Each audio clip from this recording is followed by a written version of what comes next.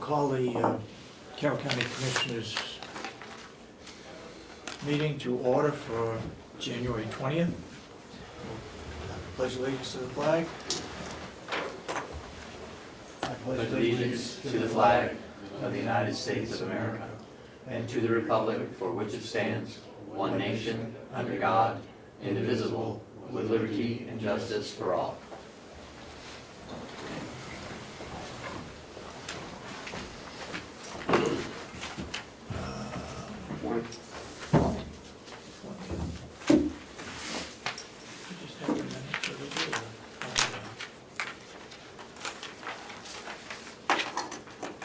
Minutes from last week.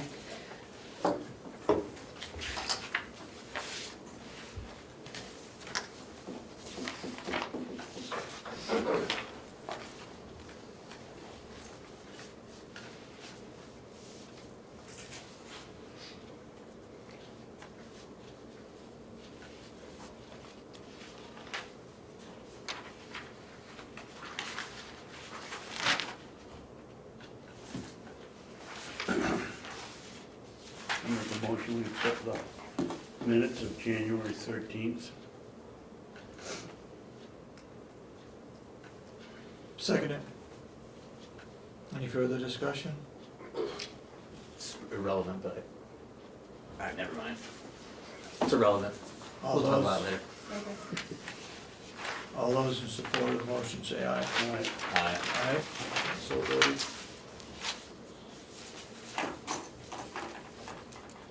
Public input? No public input today. We look at the work session. Ken? Yes, sir.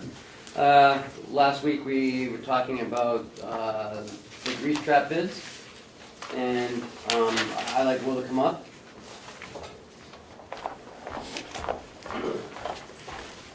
Thank you, sir. Sign minutes. Morning, Will. You go home last night? Yes, You didn't sleep very long then, did you? that was a few hours.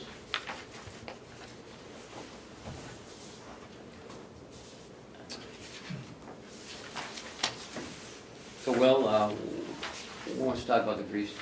Yes, the question, I believe it was Commissioner Babson asked last week in reference to J&S. I think that's what they're called now. They had 20 cents a gallon. They are our current provider, and the change, basically when I put out the bid, was to include if we need to do the jail in the old nursing home. Currently, we do the jail every 2 to 3 years. We try to put it out to 3 years unless we see grease coming in, because they don't produce a lot over there. And I think this is probably our 3rd year, so we wanted to get it done this year. The old home hasn't needed it, but if, culinary school, something of that sort starts over there, something we need to be prepared to be able to do. These folks didn't include that in theirs because they were our current provider. They were thinking just the old home.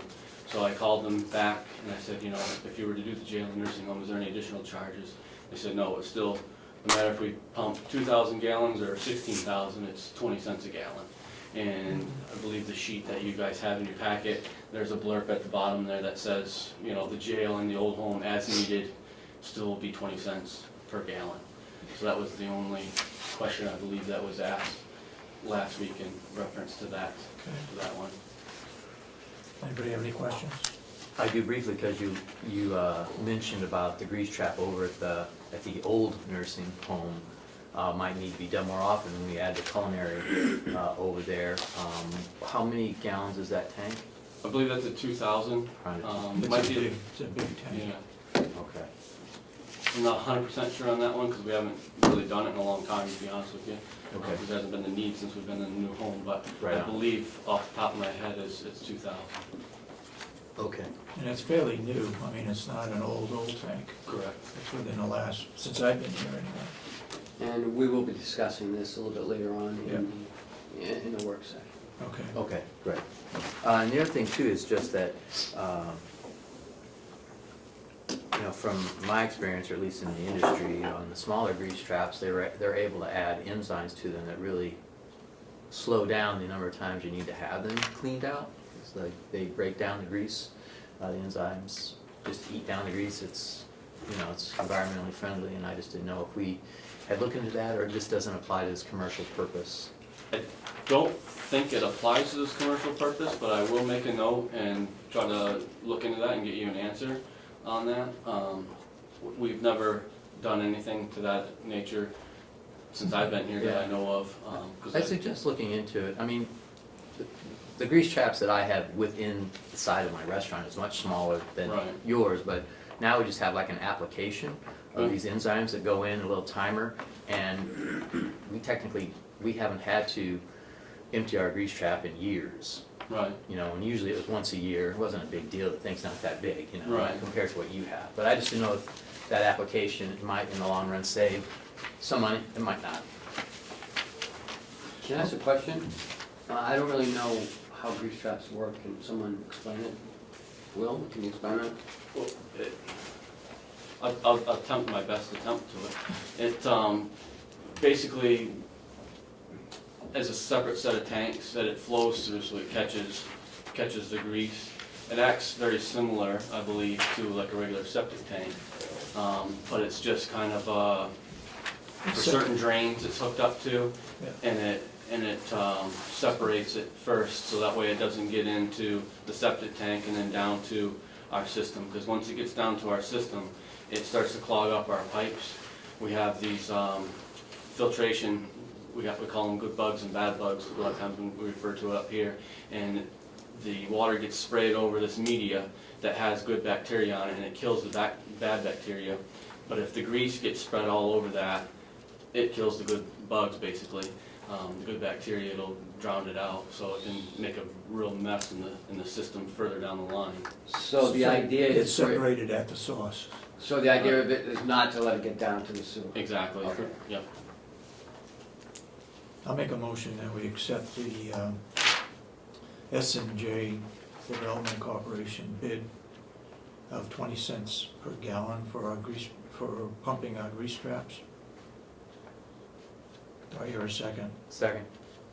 Any further discussion? Yes, Go ahead. I'm not voting for it the way it's written here. Why? Well, it says 6,020 cents.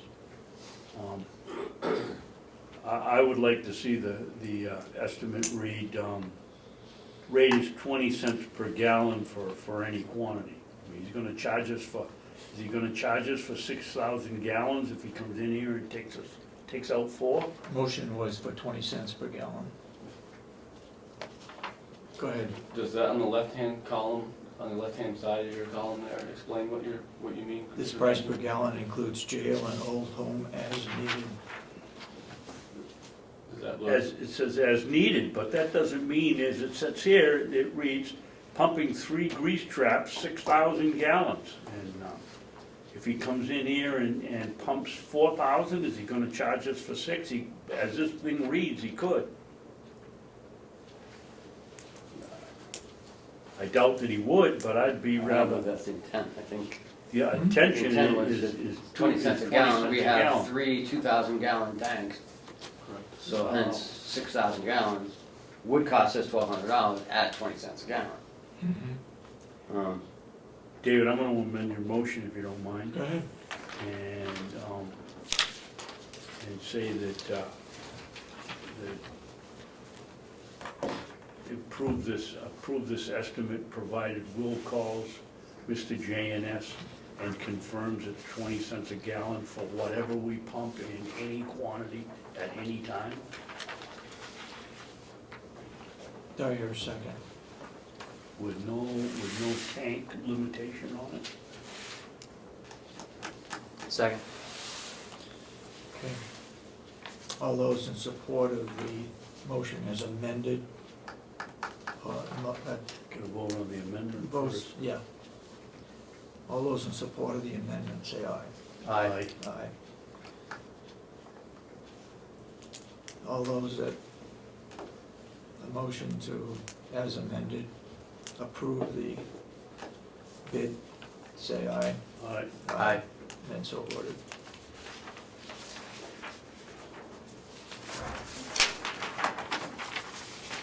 Complex plowing. It's on your agenda. Okay. So we've had a couple storms. We're trying different things here on the complex, using more salt. We had talked about using brine, the big machine. Will and I have been talking about this for a few weeks now, and what we have found and would like to discuss with the board is a smaller version of the brine machine. I think I alluded to you guys last week when we were in Tamworth. So Will, why don't you talk about first about how we're doing as far as plowing, and our use of salt, cost, and then we'll go into it. Looks great out there right now. Yes, sir. Well, thank you. The guys, the whole department's been doing a really good job. We're getting into that critical time right now where we start having the troubles, because now the temperatures are so cold, stuff's not loosening up and having a hard time. We've been trying to stay on top of it with the salt use.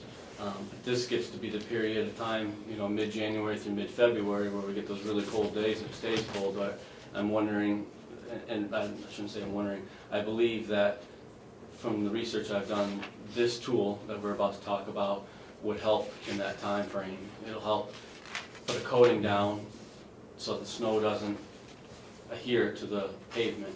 So basically you put this stuff down, well, let me back up about what we're doing with this, guys. So we've been using a lot more salt. What we've been trying to do is, after every storm, salt it out. Our main goal now is to keep dry pavement, or as much dry pavement as possible out there. That seems to be the direction that the places wanted us to go. Some of the other members of the delegation have expressed to me that that's what they think that needs to happen. So we've been doing that, but we're buying, right now, we're buying the salt by the bag. I buy it by the ton in bags. So the inmates will take it and they'll empty it out into the tractor takes it, puts it in the sander, and then we sand. You're looking at about a ton, a little over a ton right now per storm that we're using to do this complex, which equates to a little over $300 per storm, just in the salt aspect, not any sand or anything else that we're using, but when we use the straight salt. And that's not feasible for our budget to continue using that amount of money to do what we're doing. So our options are, we need to either look at getting bulk salt in here, which presents a problem because we don't have storage for it. The other option is looking at this brine that we're doing. I would prefer to look at the brine first, because I don't think it's going to be a cure-all. I think it's going to be another tool in our arsenal out here. But I think that it's going to help reduce the amount of salt. And the technology that it does, it has, it reduces the amount. And it's about 30 gallons to the acre is the industry standard that you use. We have about 5 acres worth of pavement out here when I added it all up. So roughly, you're looking at 150 gallons, give or take. At 36 cents a gallon, which is the latest cost that I've gotten, you're looking at about $54 an application versus spending a little over $300 an application right now. That being said, doesn't mean I believe at this point that we're going to get rid of salt by all means, but if we can reduce it in the amount that we need, that'll hopefully save our budget a little bit better. Who else is using the brine? Do you know of? The state uses it a lot on especially like the 93 corridor, I've been told, and a lot of the southern areas of the state is using it more. The city of Dover is using it. Some of the bigger cities are using it. No pollution involved? Well, it's Well, less than salt? less than salt, because it uses a lot less. This brine is made up of 23.3% salt in it. So you're using a lot less salt, and then with it being wet, it activates the salt faster. So what they're recommending so far that I've been learning is, let's say we know a storm is coming on Friday. On Thursday, we're going to go out and we're going to put this on the driveways. We're going to let it dry into the pavement. When it first starts snowing, when the snow hits that pavement, that starts to activate that salt, and it doesn't allow it to permeate into the asphalt. Therefore, it'll start, they say up to the first inch possibly, it could keep melting. Obviously, when we get a foot of snow, it's gonna add up, we're gonna have to keep plowing, but it's gonna leave more of a slush on there so we can get it off instead of the hard pack that we have out there, that we're beginning to get out there now. And then we can come back at the end and do another coat of it, and hopefully it'll melt it out. Or we can put a little bit of salt on afterwards, and that'll finish melting out, what's left behind. How do you know how much brine to use? You have to, there's formulas for it, and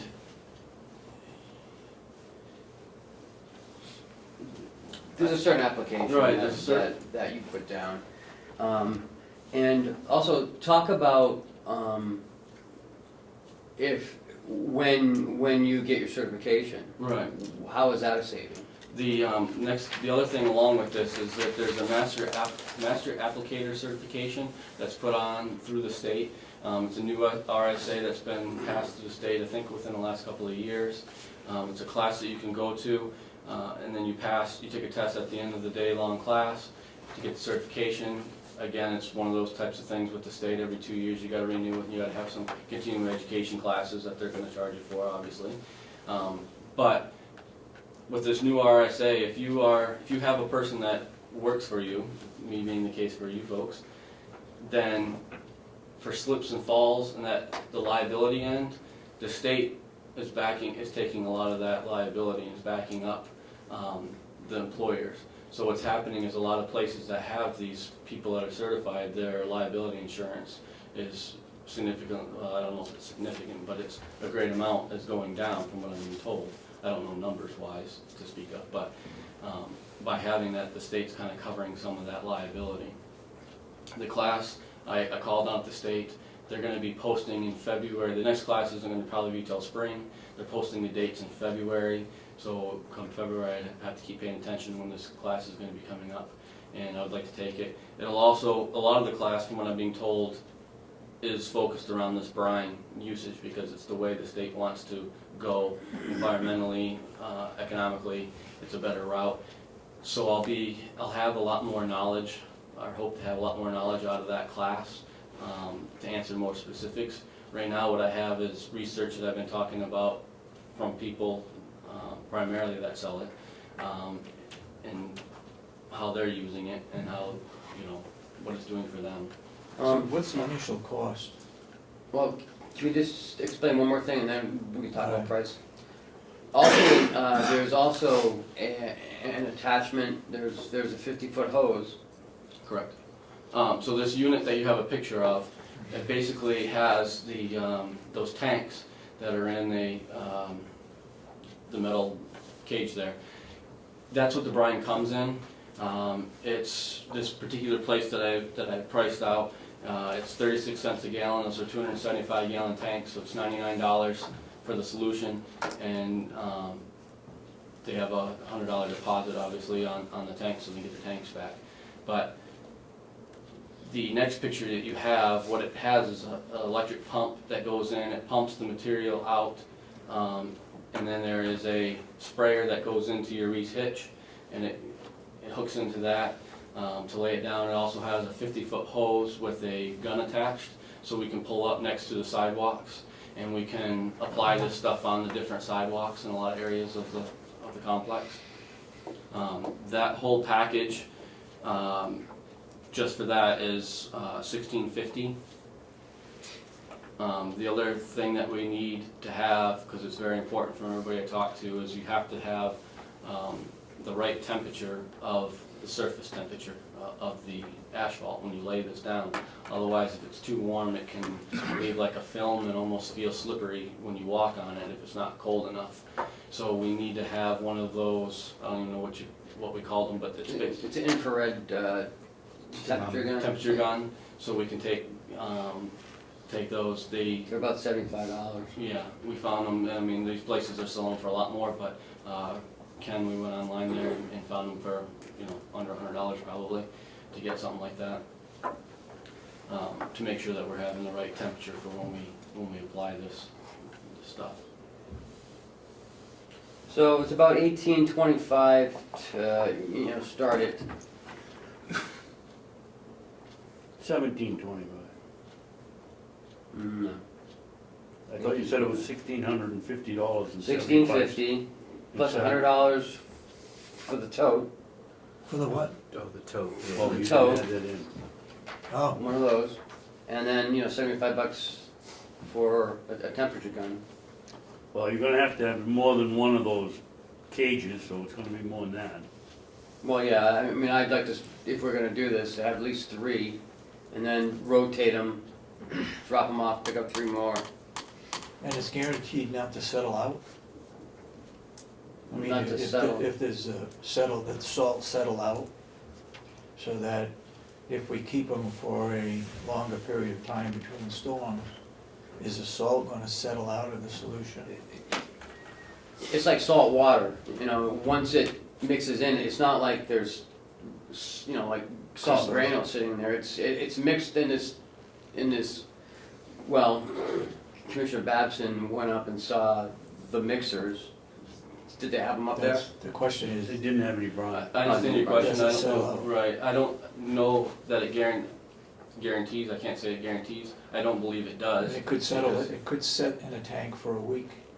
I got the impression it could set a lot longer Longer because than they that. sell it at tractor trailer loads of it at a time, so you can get 3,000 to 5,000 gallons of this at your, location. You get like a mini silo and they'll pump it from a tanker truck into it. So I got a feeling that it's not gonna settle, 5,000 gallons, it's not gonna settle out in a week, I don't believe. Okay. Not to say that it can't, I don't know that question, answer So that do they question. but- deliver it to these tanks, if we have 3 tanks, or we gotta go transport it? I would imagine these 3 we would have to transport. I haven't asked that question, but I can't imagine this place that's selling it's down towards Nashua. I don't believe for, $300 they're gonna run tanks all the way up here, but So, it's a question I can definitely ask. so the cost is not only for the material, but you've got a person plus the vehicle expense to go to Nashua to pick it up. You would have to go 3 times, because the truck will only hold 1 of those cages at a time. No, we would put them in the trailer or that big truck. Probably the one time probably. We can figure out a way to try to make it one trip. Okay. Well, Will, can you get a hold of the company and try to assure what our, over to the threshold of our door price will be for the per tote? You quoted as 34, well, you said $34 per application, so that may not be an entire tote worth. $54. $54. 54, oh, I apologize, so I thought you said 34. 36 cents times 275. And it's about a Or, I'm half sorry. a tote an application. Right, 150 gallons, I'm sorry, 150 gallons times 36 cents should come out to around $54, I believe. Okay, so they hold 275, the tote, Mhm. and it takes about half of one to put an application down. And that's the standard, the industry standard. It can vary, it could take less, it could take a little bit more, that's just their standard average. And, Go ahead. I'm sorry, I just have a couple of questions. Chris is still talking. Okay, so we need to make sure that, the idea of having 3 totes and being able to rotate them, they may not come out all the way up here just for us, but they may come up here once a month because they've got 3 other people they can deliver the stuff to. Right. So, Plus You the know. calling is definitely worth it, and I can ask the question. yeah, so just try to find out, these costs include delivery, just so we have a final cost on the totes and how much, it's $100 per unit, and so verify those. My second question though is I want to verify the dispensing of the brine out of the back. Is it manually dispensed by the guy driving the truck, or is it somehow linked? Do you know what I mean? You just push a button and then while it's in dispense, and then you are supposed to drive a certain speed while you have your finger on the button. Is that basically how it works? I haven't personally went down and looked at one of these in the truck, they have them there from what I'm told. But from the description, yes, like our sander has a setting on it, you turn it on, it's setting at a certain rate, you have to match your speed at a certain rate to get a certain application to go a certain distance, it's all a Okay. formula. And I'm under the impression that's the same with these, it'll pump out so much, you know, so many gallons per minute or whatever the case, you know, whatever the formula is, and you have to be driving at a certain pace to be applying that Like you amount. have to calibrate it just like you would a sprayer. Right. Okay, and then my next question, I just want to verify the math that has to do with the brining application. You stated was $54 for an application, and typically you do an application before the storm, and then do you need to do more depending on how much snow, do you go again, or is it just, it's a pre-application, that's what you use this for, and that's it? Primarily a pre-application. Pre-application. Okay. There may, you know, we may look at doing it if there's just a little bit of skim of snow afterwards, of putting it, that we can't get up real well with the plows, that we might put it on afterwards and see if that'll melt out. I don't know that that'll happen for sure, I've only heard that in one place that I've gone to. Most of the places I talk about is pre-application. The pre-application. So one container can do 2 storms. Right. If it's Two 270 applications. gallons, Right. a container, and you say 150, This industry average is 30 gallons to the acre. Yep. We got 5 acres. Yep. Comes out to 150 gallons Yep. as an average. Yep. Could be less, could be more, we don't know until we do it here. Yep. That's just the average in the industry. So with that math, you would get almost 2 applications theoretically out of 275 gallons. Okay, go ahead, Commissioner. Yeah, do they have a video on YouTube or anything that shows this unit, Must how have, it works? I would think. If they don't, can you call them and get a CD and have them send it to us so we can watch it, I'll look into that. please? There's a place in Laconia I found the other day that also is selling this now. Same unit? Yeah. You know, the same type of idea, it's not the same company, it's Easy Snow or Easy Go or something like that. Snow X, Yeah, that's it. well, that's what Diesel Works Yeah, is selling to. and it's right in Laconia. I just saw the ad yesterday or the day before. You know how much you're selling it for? No, because, I mean, it looked like the same ones that up in North Conway. What I looked at, Commissioner Babson and I went up and looked at, they're more of a, they look very similar to the sander that's in the back of our truck. They're a polycast type that stay in the back of your truck permanently, and they hold like 300 gallons is the one we were looking at, and those were priced a little over $5,000. But it ties up, my biggest problem with that is it ties up the truck. We only have 2 trucks, and at this point, all winter long, from November till April, we have a sander in one of them, so that only leaves 1 pickup truck. This technology, you can take it off the Reese hitch. I take the tractor with the forks, I pick that whole tank right out of the truck, Okay. boom, we got the truck used for everything else except for when we need to apply this. Mhm. So that's why I leaned towards this, because I really need at least to have 1 truck that's used as a truck on the complex for the winter months, if we need to You haul have a hitch tractor. on that truck? Yes, One of those? Reese hitches, yes. Good. Willie, can you plow with this thing loaded in the back of the truck? I wouldn't. With a full, you hit a snowbank and that thing's gonna come flying forward. Right, I would, I mean, I'm sure there's a way you could tie it down, but I would not be comfortable doing I it. mean, most would take it accidents out. happen while you're backing. You don't wanna have this on when you're backing into a snowbank or Exactly. a pole or something. So that's another reason why not have the big one tied in there, because now you're gonna be backing into, if you back into a snowbank or whatever, to crush that spray boom. This, I would put in the truck, we'd go do our application, come back, it would get out of the truck and sit in the shop while we're plowing for the storm, that would be the Is there a method. hydraulic lift to lift that up? Not that I'm aware of, it's just, I believe it's just, goes right into your So you reset. can't back up with it? It's not on the ground, it's suspended off the ground, Oh, it is? a couple of feet, and it's shooting the water down. Yeah, it's like those things it's like those boxes you slide into your Reese hitch, you can put stuff in it. Mhm. It can't be a couple of feet off the ground, Well- cause your receiver's only off the ground 14 inches. So it's not a couple of feet, but and it's not dragging on the ground is my Yeah. point. Okay. What's the warranty on it?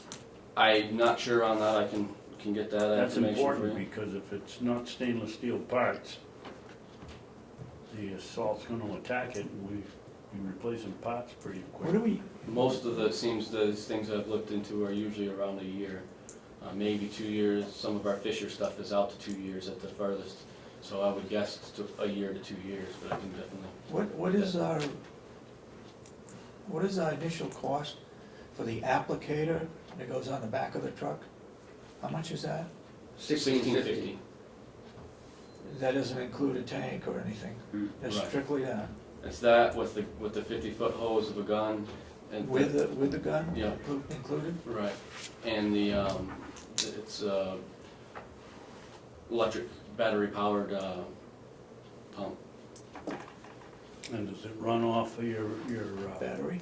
battery in your vehicle, or do you have to put another battery in so that if it's? I think it runs off the vehicle. I think it Well, then does. you got the cost of rewiring your vehicle to attach the, Our trucks are all set up for it. where's the connection? Well, For the trailer? I would guess that you would plug it into the trailer, where you would plug your trailer lights Well, in. that's a good question to ask. What runs That's this? what I was looking at. How does the juice get to the pump? Right. No, I think it's inside, I think, yeah. I'll bet you have to have a separate cable if you're gonna operate it. Into It's cigarette separate lights. truck. It'd be pretty I simple. bet you do, but it's like a plow, you gotta have it inside the cab. We would imagine you'd have some kind of controller that goes to the cab. You know, I just want you guys to, you know, either approve the conception so we can move forward, or we're just gonna scrap the idea. You know, no sense in, you know, is it something you might wanna look at further? Is for me, if that's what you want to do, then I would like to take the next step of actually going to this place and looking at these stuff and get all these types of questions that you guys would have. You know, I'm not asking to make a decision today, but is it a concept that we want to go in that direction? I think that's what Ken's asking. And then we can do further research. Any idea how many storms we have that you have to plow a year? Every storm. Yeah, Basically, a number of storms. Every one of them. I think they figure on average, what's the state figure on average, 12 to 13 storms a year, something like Lot of that? storms a year. I would say that we plow all of that and then some in this area. I don't know about you guys, but whenever I watch the radar, it seems Ossipee area is always the last one and the first and last one to have the snow falling, it seems like. Except for this weekend.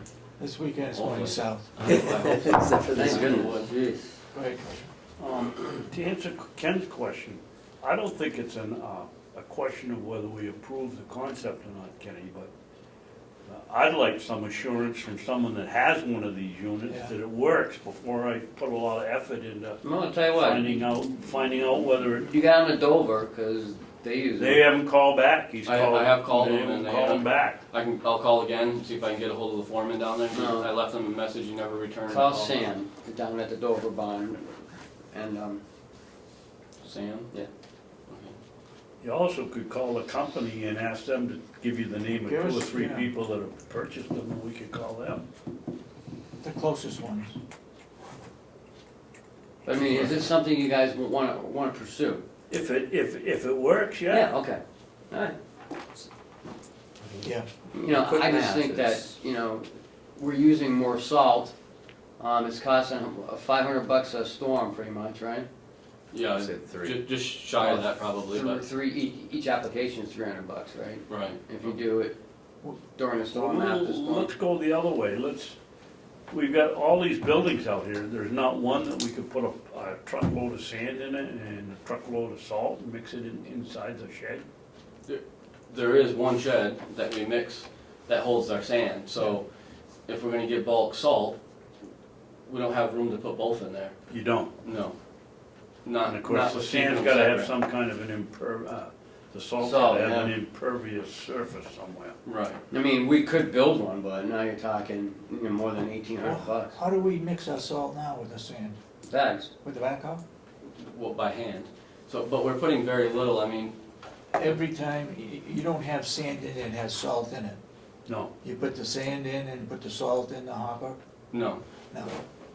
The dump truck comes, drops it outside the door, take the scoop with the loader Sand. of sand, just Yeah. pure sand, take the scoop of loader, bring it inside the barn. Yeah. As it's being dumped, we have 2 inmates there Oh, shoveling salt. salt into it. And then we pick it up and keep turning it a little bit, then go back out and get another scoop. And this whole process takes a half a day to get 2 truckloads of Mhm. so-called mixed salt sand in there. Big cake. And each, we used to do about a half a ton per load. This year we upped it to about a ton per load. But I mean, it really is mostly what's being in there is keeping the sand from freezing together, to be honest with you. It's not really doing a lot for our driveways as far as salt melting. When it comes to that, we're individually putting it in bag by bag into the hopper at this point. And for the environmentalists that don't like the idea, we've got 80-pound bags, so kids out here cut the bag, put it into the bucket of the backhoe, and now we gotta get rid of 80-pound empty bags of plastic that go to the dump and will never break down. I'd like to know what the pollution is on the brine. Is there any? I bet it's a lot less than straight salt. There's a lot less. I mean, that's why all of the I-93 corridor and a lot of the southern parts in the state are going to it, and a lot of other places. I know Ken and I looked at some statistics that they did from out in Idaho, I believe, and they did a test, 3 years of running regular rock salt and 3 years of running the brine, and it was somewhere in the 60 to 70%, if I remember right. Less salt usage. Residue. Right, and it's, so, So if we're predicting to have a storm on Friday, you're gonna lay this down on Thursday. The storm goes south and we get rain instead. We just lost it, right? It's gonna Yeah. wash away probably. Yeah, for nothing. it's $50, yeah, Didn't do it's anything. $50. Okay. But if we're mixing the sand and salt together, we're spending a half a day with how many people? Right. And at the end of the day, I mean, if we look at the big picture here, okay, we're talking a couple $1,000s. One person slips and falls out there, what's that doing to our, doing to us as far as the cost of that happening? You know, this is an overall picture, if you ask me, the steps we're trying to take to prevent things out there, it's a very minimal amount of cost in the big picture. But you're not guaranteeing that it's gonna be down to the pavement. Each storm. Right, I mean, that's our goal, that's what we're shooting for. This year, you can see the difference of using a lot more salt out there, I believe. Is that the case, what they're doing at the courthouse? Putting down a lot of salt? Yes, well, the courthouse has, in my opinion, I mean, they do an excellent job over there, but no one's driving on there. I mean, they leave at 6 o'clock at night, the storm comes in, there's not a single track. I mean, the other night I was like, man, I just want to go do a donut over there, so there's a track. I mean, there was nothing Yeah. over there until they come in at 3:34 in the morning. So they'll come in, plow everything off, throw the salt down, bam, they're good to go. Right out here outside Ken's office, for example, that's where 90% of the traffic comes in right there, and it packs. And you can't, you know, when you get the first quarter inch of snow out there, it's not worth plowing yet. You got to get enough to plow, but yet that quarter inch is packing. So there's a huge difference, night and day, of the operations that happens here versus across the street. And you know, regular salt is what they tend to use, because I called the contractor that does over there to see if they use brine, because I know they do a lot of big places, and they don't use the brine. But they're not, you know. Are they using pure salt or sand salt? No, they use pretty much pure salt over there. Pure salt.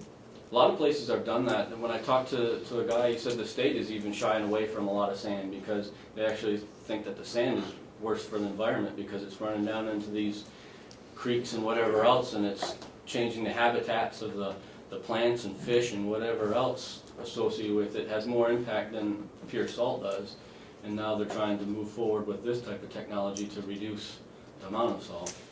But So if we stay on what we're doing right now, we're gonna run out of money because we're using twice the amount of salt. I believe so. Well, we're using a lot more than twice, but it's the cost also. I mean, I get a whole truckload of sand in here for less than $200. Yeah. And now here I'm using, you know, $350 on one application of salt.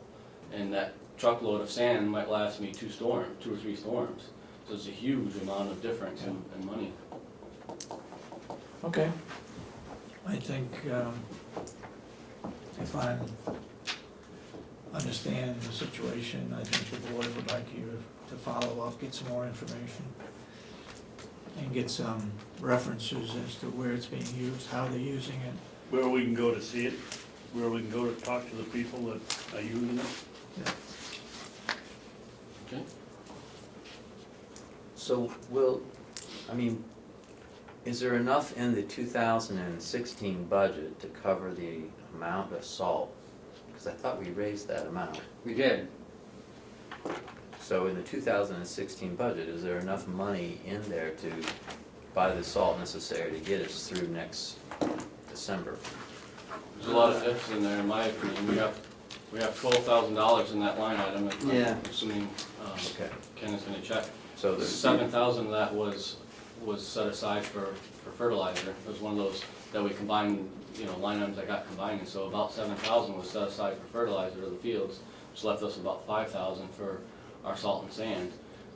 And at the current rate of over $300 a application that we're doing, I don't think 5,000 is gonna, depending on what the weather's like, but I just don't predict that it's gonna be awful close, if not enough. Okay. Well, there's no other way that we can do this besides buying 80-pound bags from Clark. Is there any? Well, there's no place to keep it. If you you'd have to keep it out in the weather. Well, Like I don't know much about it, but do you have to cover it, or you obviously have to keep it off the ground, but do you have to cover it? I would assume you have to cover it, because as soon as the moisture hits it, it's gonna activate it and start to melt. Be the same thing if you put it on the road, that's what you're looking for, is when the moisture hits it, it activates it. And what I was looking to do, I called Ossipee aggregates, because what I was thinking, okay, even if we can't haul storage, can we just go somewhere local, get a whole sander full of it, instead of buying it by the bag, just go off somewhere, get a sander truck full of it and come back. But they don't do that there, and there's nobody from what I can find, unless you know some other connections around. You mean, excuse me, you mean mixed, when you said you talked No, to the just- aggregates? no, What would just- they do for us? No, I was looking for a place that I could go, say they got a big mound of salt, Yeah. they can take their tractor and fill our sander, and I can Oh, drive okay, back. without going to down to Portsmouth. Right, just somewhere's local, Right. so we're not buying it by the bag, maybe save us a little bit of money, but at the same time, we don't have to store it. I couldn't find anybody in this local area that does that. Everybody's telling me, no, you pretty much need to get a whole truckload of it at a time. Have you thought about contacting Ossipee or Wolfboro, or one of the towns, and see if we could partner with them, and they're mixing it, we're mixing it uptown, I mean, why?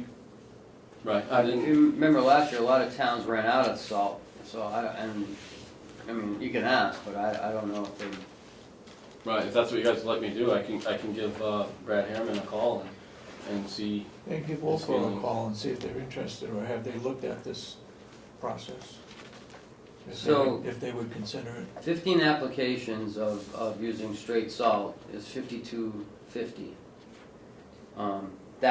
That's the whole budget of last year's budget. So that's just 15 applications. How many have we done so far already? We've done at least, Probably at least 5, 6, anyways. yeah, I was gonna say 4 or 5 in that ballpark probably. I know I wanna say I've bought 5 or 6 tons this year. Some of that was put on last year's, when I bought it in Yep. December, so it was last year's budget, but the same theory would happen this year. We would buy things in December, that would go, so. Coleman sells sand with salt in it for double the price of what it would cost for sand. Because I priced it and I just got a load of sand. I don't use salt. All right, so if he can continue to move forward with this, get more information, then next week we can talk about it some more. Okay, very good. We have to move on. All set with me, sir? Yes, thank you. Thank you. Howie? Yes, sir.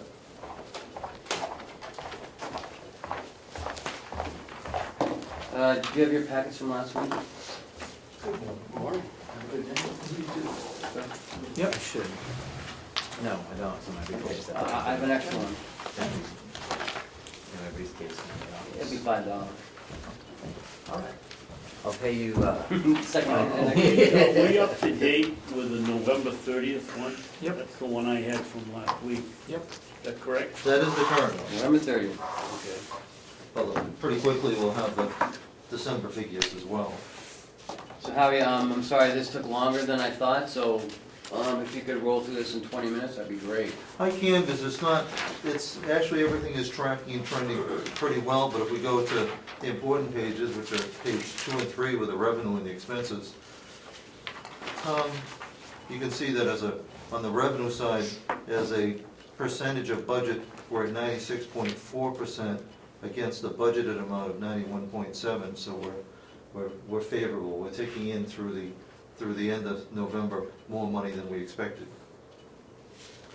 Howie, we're not familiar with these things. As you whip through here, could you sort of point out where the figures are we're looking for? The third column from the right is year-to-date percent of budget. You take that right to the bottom and it brings you to the 84.6? 96.4. Oh, Page oh. 2. Yeah, but that's outside the table. Yep, That's- exactly. And that is Oh, the total revenue. total revenue, which is 96.4% of budget, and the budget was 91.7. So we're actually favorable by $310,000. Talk about the change per delegation. How does that fit in there? I circle the $1.4 million. That's under mid-year adjustment? Correct. What's that, how is that figured in? Well, the mid-year adjustment is the new budget. So we had the 2015 Commissioner, the delegation, and then we had the August change. And so that became the new budget. But I wanted you to be able to see the history of it for these purposes. It'll be simpler going forward with next So- year. Where did the 1.4 come from? That is the difference between mid-year adjustment and 1.4 is the reduction during the supplemental budget. Right. correct.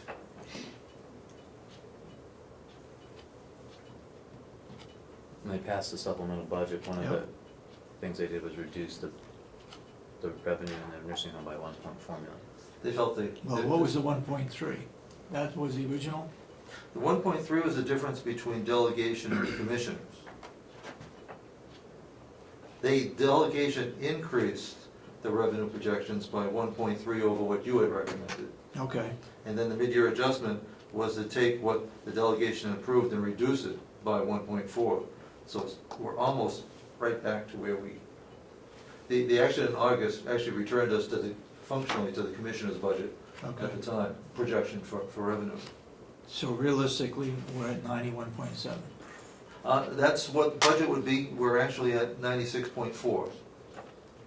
What's 91.7? That's what we should be. That would be the target for 11 months. Okay. Okay, so we're ahead, is what you're saying. We are ahead, and of course, the difference between these figures and what you'd be getting from the finance office is I've taken, two major issues, the bed tax, MQIP, and ProShare, and spread it out evenly over all the months, Okay. so that we don't get spikes between the months.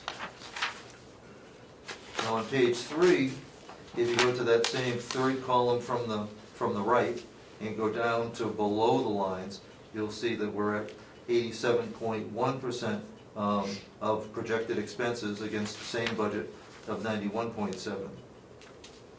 Now, what of course happens is that December ends up being one of the higher months. The nature of financing is, in order to be able to come in under budget, everybody has to hold back until the end of the year, until they know if they really have the money, can they really spend what's needed. So I'm pretty comfortable that of course, we're gonna come in under budget, but I'm not encouraging to think that we're gonna be coming in, 4 or 5% under budget. You'll see, as you go through the charts, page 4, revenue is compared to budget. The black line is level, that's what it should be, but we're doing well. Expenses are where they belong, below the budget line. The ups and downs, I find, can sometimes be confusing, which is why I add, chart 6, So it shows the cumulative revenue, takes away the variation. It shows that in total, if we add all the months together, we're running ahead of budget. And chart 7 shows the same thing, that we're, expenses are below that. Page 8, Page 8, 1,203,000 projected versus budget. What's that mean? okay, now, and you are looking, we are looking at what line on page 8? No, projected versus budget, Yep. $1,203,000.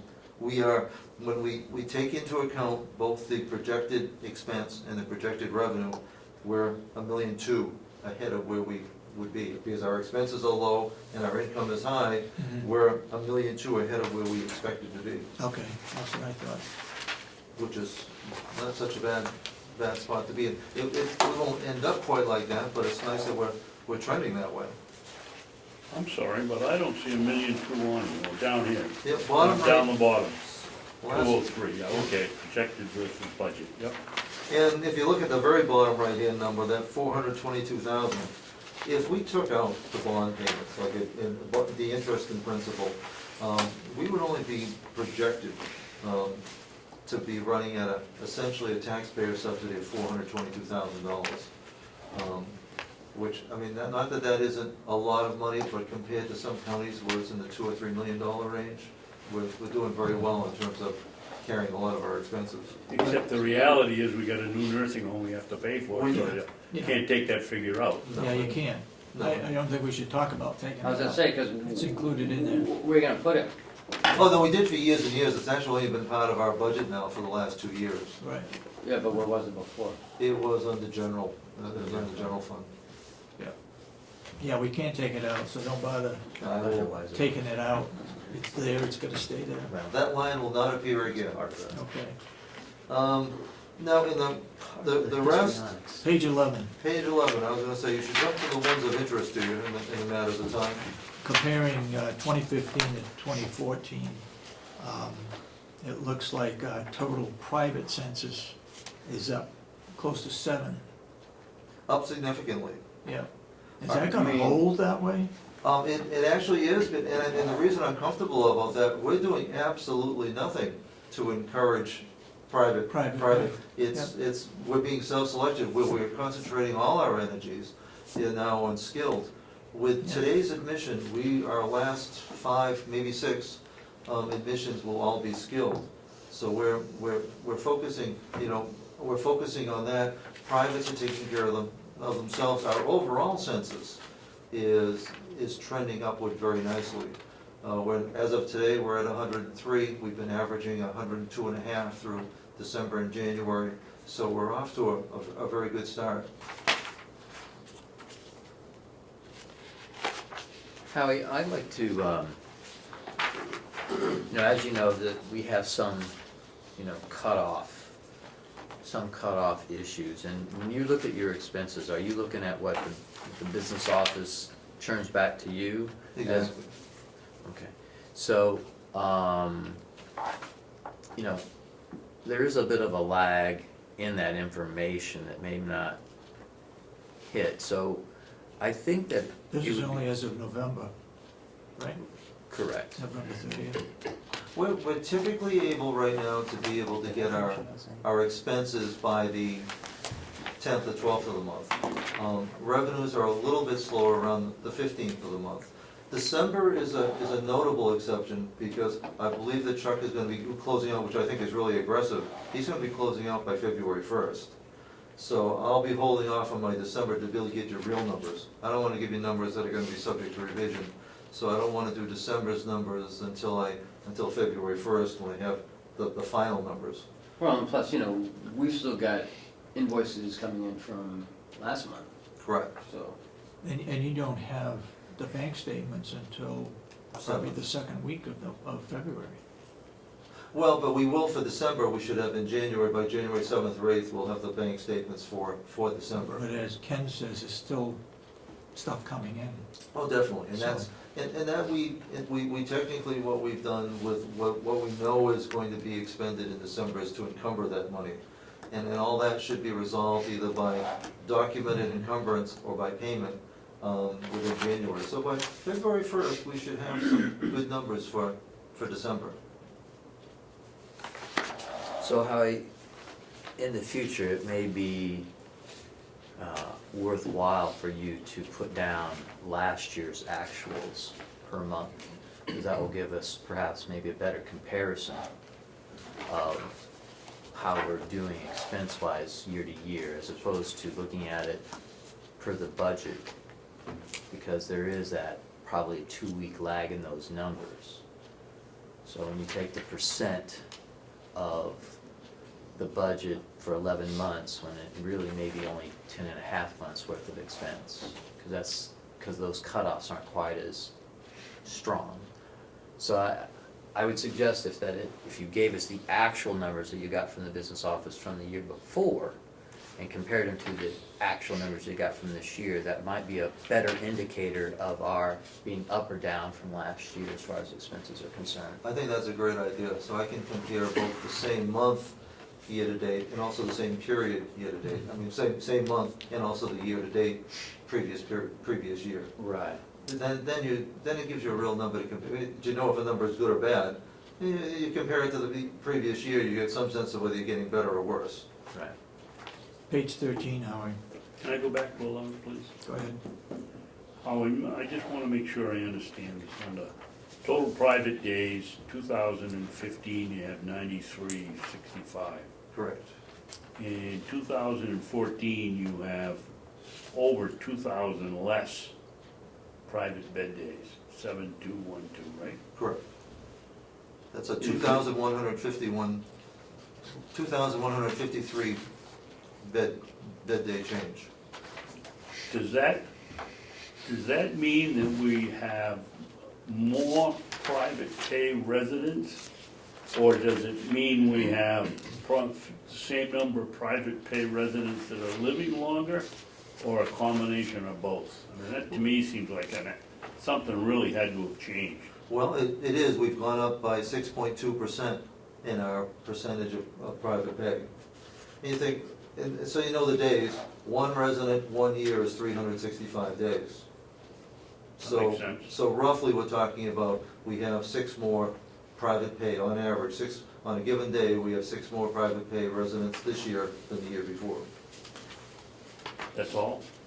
Yeah, well, 6. Well, Yeah, that's pretty good. That's pretty good, actually. We've been averaging Well, I over the mean, the years about number's so big to 25. me, I'm not quick with numbers. Yeah. I would have thought it would be more than that, but that's, so we're averaging 6 more private pay basically a year. Correct. Thank you. What isn't so favorable is that we're showing a decrease in our skilled days from the previous year. So while our overall census is up, our private is up, we're down modestly by 480 days skilled. But I'm pleased to say that we're working in that very aggressively, and that's working out very nice. Has the new provider started yet? New medical director? No. No, you're Genesis. skilled. Oh, no, has not. When does that start? February, right? That'll probably be, we should probably be ready for a contract for you to finalize next week, at which time they'd have 90 days from that point. And who's working on this contract? I am. I don't, Do you have a law degree somewhere that we don't know about, or? well, they've done a lot of contracts. What I don't like to do is to trust to the provider to prepare the contract. That makes sense. And so that, and it's, But how about we turn the contract, I would think something with this kind of dollar volume that we might wanna find a lawyer with expertise in the field. I think we're getting off the focus here. Let's go back to this report. Page 13. Explain the difference in the month of May. big spike, you know, we 14 had, and 15. and in 15, in red, or in the multi-line, we had a high census where it was very low the previous year. It's a difference of between 101.5 and 96. In 14, May was, we must have experienced, I'm assuming, a lot of deaths. It dropped faster than we refilled it.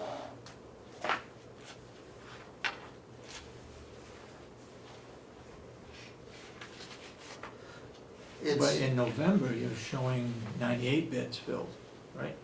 Correct, 98 for both. What might be more helpful is when you get up into the chart at, say 17, where it does it on a cumulative basis, because when it goes up and down, it can be misleading. Yeah. You know, at 17, our cumulative days are slightly ahead of last year. Right. And then you get to 18. But if you look at 18, You we're can down. see our skilled are down, our Medicaid is down, but then at 20 is where you see the benefit of the private. Yep. And it looks like on 21, that total admissions in 2015, we had as many as 11 in July and 11 in September. It's That's a amazing. lot of people. And it's a, you know, of course, and that's and of course, it's broken down here for where the discharges are. If we look at, say, July, the discharges, we had 7 deaths in July. Right. Now, we're also seeing a great number of increased discharges, which are discharges to home, and that's gonna be increasing. But in July, we had a lot of admissions because we also had a lot of vacancies. But we've gotten to be much faster about filling those vacancies, so our downtime is a lot less than it has been. All right. 22, 22. why is it peak in July? Well, July, Skilled admissions. because we had so many vacancies. When you have vacancies, you have admissions. Okay. So we had So we had a lot. when you have why 7 it's deaths, skilled. well, in July, we had 7 deaths and 2 discharges to home. So we had 9 vacancies Mhm. and we had 7 skilled admissions. Okay.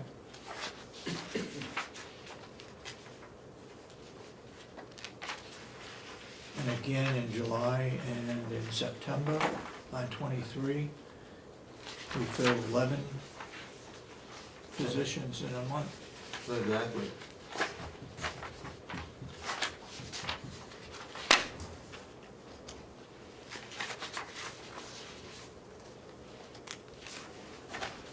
Is on 25/9 in the month of July high as far as discharges per month? It is. I mean, that's exceptionally high because we're averaging, well, in fact, we're averaging Probably 5 4 or discharges per 5. month. Yeah. 5 is the average. Mhm. But what it translates into, when you look at our total admissions for 2015 at 62, that's fully twice what it used to be 2 years ago, 3 years ago. When you look at the annual reports, 30 or 34 would be typical. So what we're seeing is that our people are coming in with greater acuity. They're getting services at home, they're getting services in assisted living. They're with us a lot less long than they used to be, and requiring more care while they are here.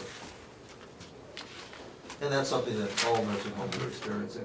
On 27, January and February, we had a lot of discharges to home as Exactly. compared to the rest of the year. Yeah, and that's, Is that normal?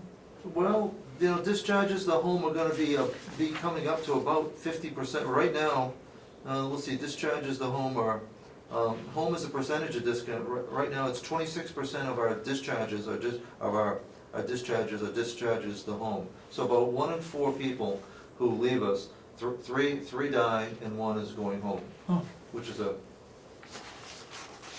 actually a good thing for us.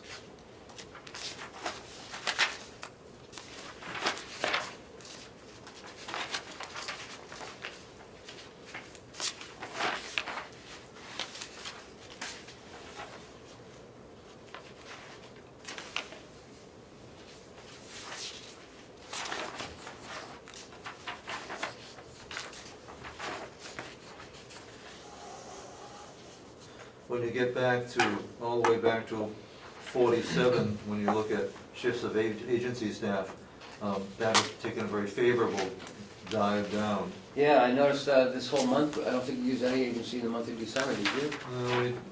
Well, maybe not in December, we have in January. Yeah, I don't know about December. I book it as the invoices come in, so, I think December it's either 1 or 2 or 0, but I mean, it's, I think it's 0. and during the holiday period like that is remarkable. Lori and Megan and Elaine, who's the scheduler, I mean, it's a constant struggle keeping the place staffed, but Yeah. they've done a great job. go back to 36. We're not going to make our estimate for the cafe? Oh, Yeah, I think we're over it. We're well over it. We're well over it. I thought we budgeted 60,000. Yeah, and we have 67,000. Yeah, we're projected, our projection to the end of the year is 73,000, so we're, if we continue in the way that we have, we'll be about $13,000 over. Okay, I guess I was comparing the 53 to 60. Yeah, no, Oh. no, our budget was 60, That's and bad. our 11 months is 67, and that 67 projects to 73. So we're tracking, we're looking at doing about 21% better than budget. Okay.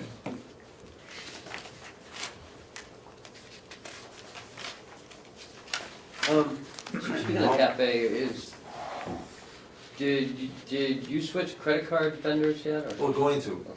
Okay. We just reached the end of our rope with Vantiv, who we're presently using, and we need to make a change. They have acknowledged that they have been overcharging us accidentally. There's nothing, I mean, it's, you know, the dollars involved are not great, but the principle involved is significant, and it just has not been a good working relationship, so we're in the process of pulling out of that. How are you in the cafe sales and the increase? How much, do you have any rough idea of what we have increased the cost of the food? Didn't we do a 10% increase at some point? I think that was before the beginning of the year. I think the increase that we're seeing here is not from the increased cost of the meal, as so much as it is because we also mid-year discontinued providing staff meals. So I think we're seeing, I think 90% of the increase is going to be a greater utilization, not greater cost, not greater profit. Do you know when we increased? My recollection was we raised the prices last year. I think we did. And I So think, some of that percentage increase has got to be the increase in our price to the customer. well, some of it is. But I think the vast majority is, if we looked at it, will be actually increased transactions. Number of transactions has gone up considerably from last year. Which column is that? That's just about in the middle. Next year, because I have these figures now, doing what Commissioner Ahlgren suggested, I'm gonna be able to have more and more comparisons to the previous period. Some of this data didn't exist for last year, so but now with this data in place, Total I'm gonna be transaction. able to give you I think a more helpful version to know whether, you know, is 67,000, is $6,600 a good number or a bad number? Well, let's compare it to the same period last year, and you'll have a better idea. Looks to me, Howie, like the reverse has happened. You have total transactions in January of 26, almost 2,700, and in November you have only 2,300. No, it is down, I mean, we're down to 76 transactions per day from a high of 88. And you just made the statement, you thought that was because we weren't providing any meals. It's up from last year, I mean, we're up considerably. Okay.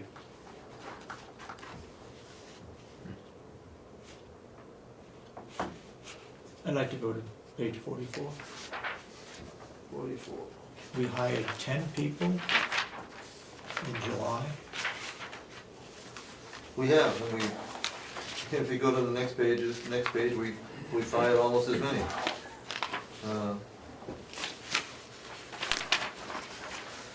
We're dealing with per diems. And so that, you know, we hire people who think they're gonna work, they either don't work, so that's, you know, some of our people on the per diem end, it's almost transient in terms of how long they work and how many shifts they work. But in April, the next page, terminations, we terminated 7 people in April, but it wasn't until July that we hired 10. Now remember, some of these, some of the per diems have to work so many shifts They have per to work a month. weekend a month. Yeah, and if they don't do that, then fortunately, you know, we can't use them. So what we're talking about is per diems here, not It's permanent help? 80% or more are per diems, or extremely part-time. Okay. In fact, I actually keep a log. I want to know with every termination, the cause, where they're leaving for another job. So actually have some pretty good data for where people go and why they're leaving, which department, what for, and why. Terminations, meaning we terminated them because of something that they did, Or they resigned. or they In resigned. fact, it would probably be better off if I labeled it separations. Okay, yeah.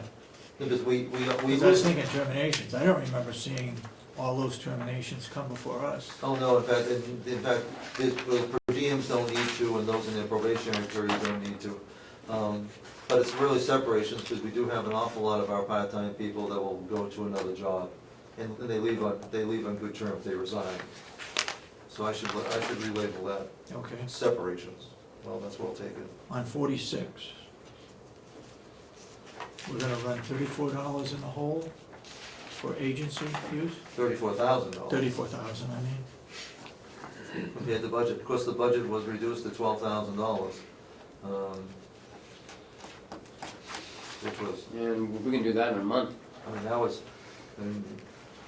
optimistic at best. 46?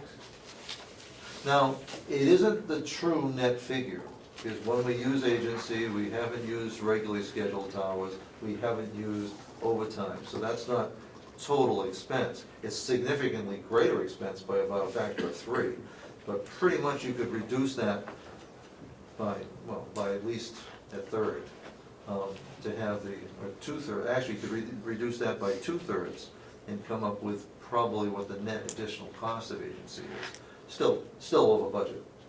But if these people, if we have a permanent help out on sick leave, and we have to hire agency, we don't save any money. Not It's with- costing us a lot of money, because No. we're paying for those on sick leave, and we're paying them agency people. And that's true. It's seldom that we're using agency for sick leave, it's usually for shifts we can't fill, and for the better part, this year, it's been on the night shift. We've had long-standing 2 shifts, we've had 2 positions on nights that have been open. So we're not typically filling for, agency has to be, the agency doesn't come that quickly. So they usually have to be scheduled ahead of time for when there's an empty slot that we can't fill with anybody else, even when we're offering overtime. We'd much rather pay our own staff overtime than to ever use agency. But there are And it's times actually when cheaper. it's cheaper, or use per diem, we'd do anything.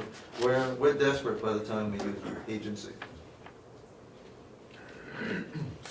47, explain the time in September, Well, agency, shifts of agency. and this is only going to be a guess, but it only takes one staff member on vacation, one nighttime staff member on vacation to visit, and while I'm not going to say that we ever want to have any agency, there aren't many counties that wouldn't be glad to swap our high of 14 or say 15 agency shifts with us. I mean, there are some counties that are doing that many per week. And so that certainly was a peak, but it dropped in November and it continues to drop in December.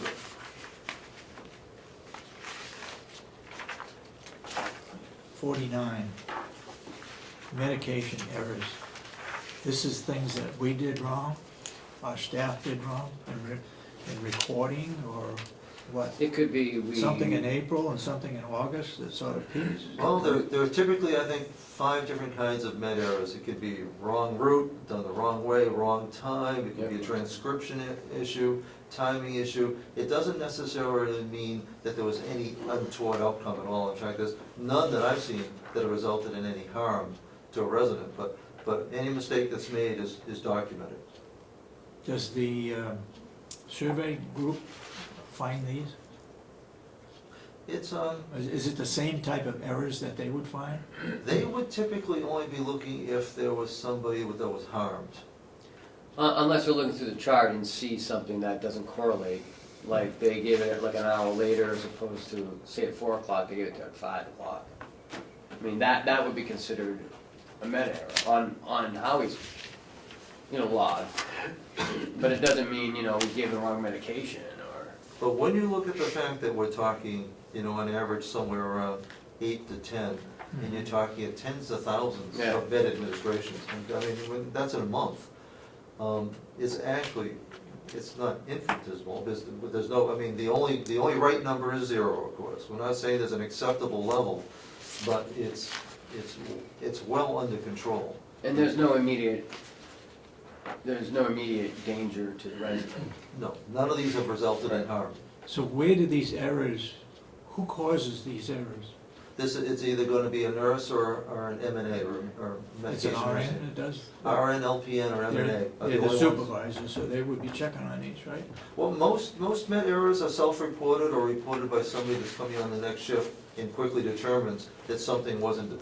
Half of these, and I'm guessing, well, not that I don't see the sheets, but on our transcription errors, where everything was done right but wasn't recorded properly or at the right time. And that gets caught by the next person that comes on, because they see that the med was given, but it's a classic axiom in nursing: if it's not documented, it's not done. So that even if it was done, if it wasn't documented, it's treated as a med error, and that's usually caught by the next shift. Page 50, we had 12 reports of staff injury in January, and again, another 12 in June. What kind of injuries are we talking about? These are in fact almost always typically minor, but we encourage people to report just about anything. So whether it's a minor cut, a fall, a bruise, even a staff member getting whacked by a resident, it all gets reported as a staff injury. Now here again, for the number of staff hours that we have working, that we're averaging somewhere around 6 per month, is, here again, 0 is better, but there are things that will happen. So it's not out of control. Can you say whether it's just a certain group of people? I actually track that to see whether we frequent Repeats. flyers, whether it's the same people, the same department, or the same kind of injury. And when we determine it's the same kind of injury, case in point, cuts in the kitchen. Well, that's time to train everybody. We worry about the little accidents, because what could be a small cut today could cut somebody's finger off the next day. And it's a warning, so we use it as the basis of training. What's been good to see, and it's largely because of our lift system and the training that the nursing staff has done, is that we have relatively few back injuries, lifting injuries, that plague other nursing homes. That's the plague of other places, and it's the one that has the greatest potential for liability issues, is any kind of lifting of back issues. We have relatively few, but we try to manage that very carefully. We have an awful lot of cuts, bumps, and bruises, things that we need to continue to work on. Going over to Grafton County, where we toured their nursing home, they didn't have those tracks in place. I don't think they have those kinds of lifts at all, They don't, in their new section. Hardly anybody does, I mean, Hardly something like that is. They all had these portable Yeah. things. they have the Hoyas. Yeah, And that's, and what happens, the Hoyas get to be such a bother to get that they don't always get used. Or you have so many of them that it clogs up the hallways. The lift system was a smart thing that Yep. you guys did. refresh my memory, do we have a tub on each floor or each neighborhood? We do, in East Mountain. In the shade area there, we have a whirlpool. Okay. And for some people, a whirlpool is preferable to a shower. And they still have 2 people to a room, 2 rooms to a bathroom. That's what we had. It's 4 people to a half a bath. I mean, those days are, that is why we have the private pay census. I was gonna say, and when you say you don't do anything, you do it something. Oh, yeah. Having this nursing home is what gets you your higher private pay. It does, and it's what, when we market it appropriately, is gonna get us is gonna allow our skilled census to be higher.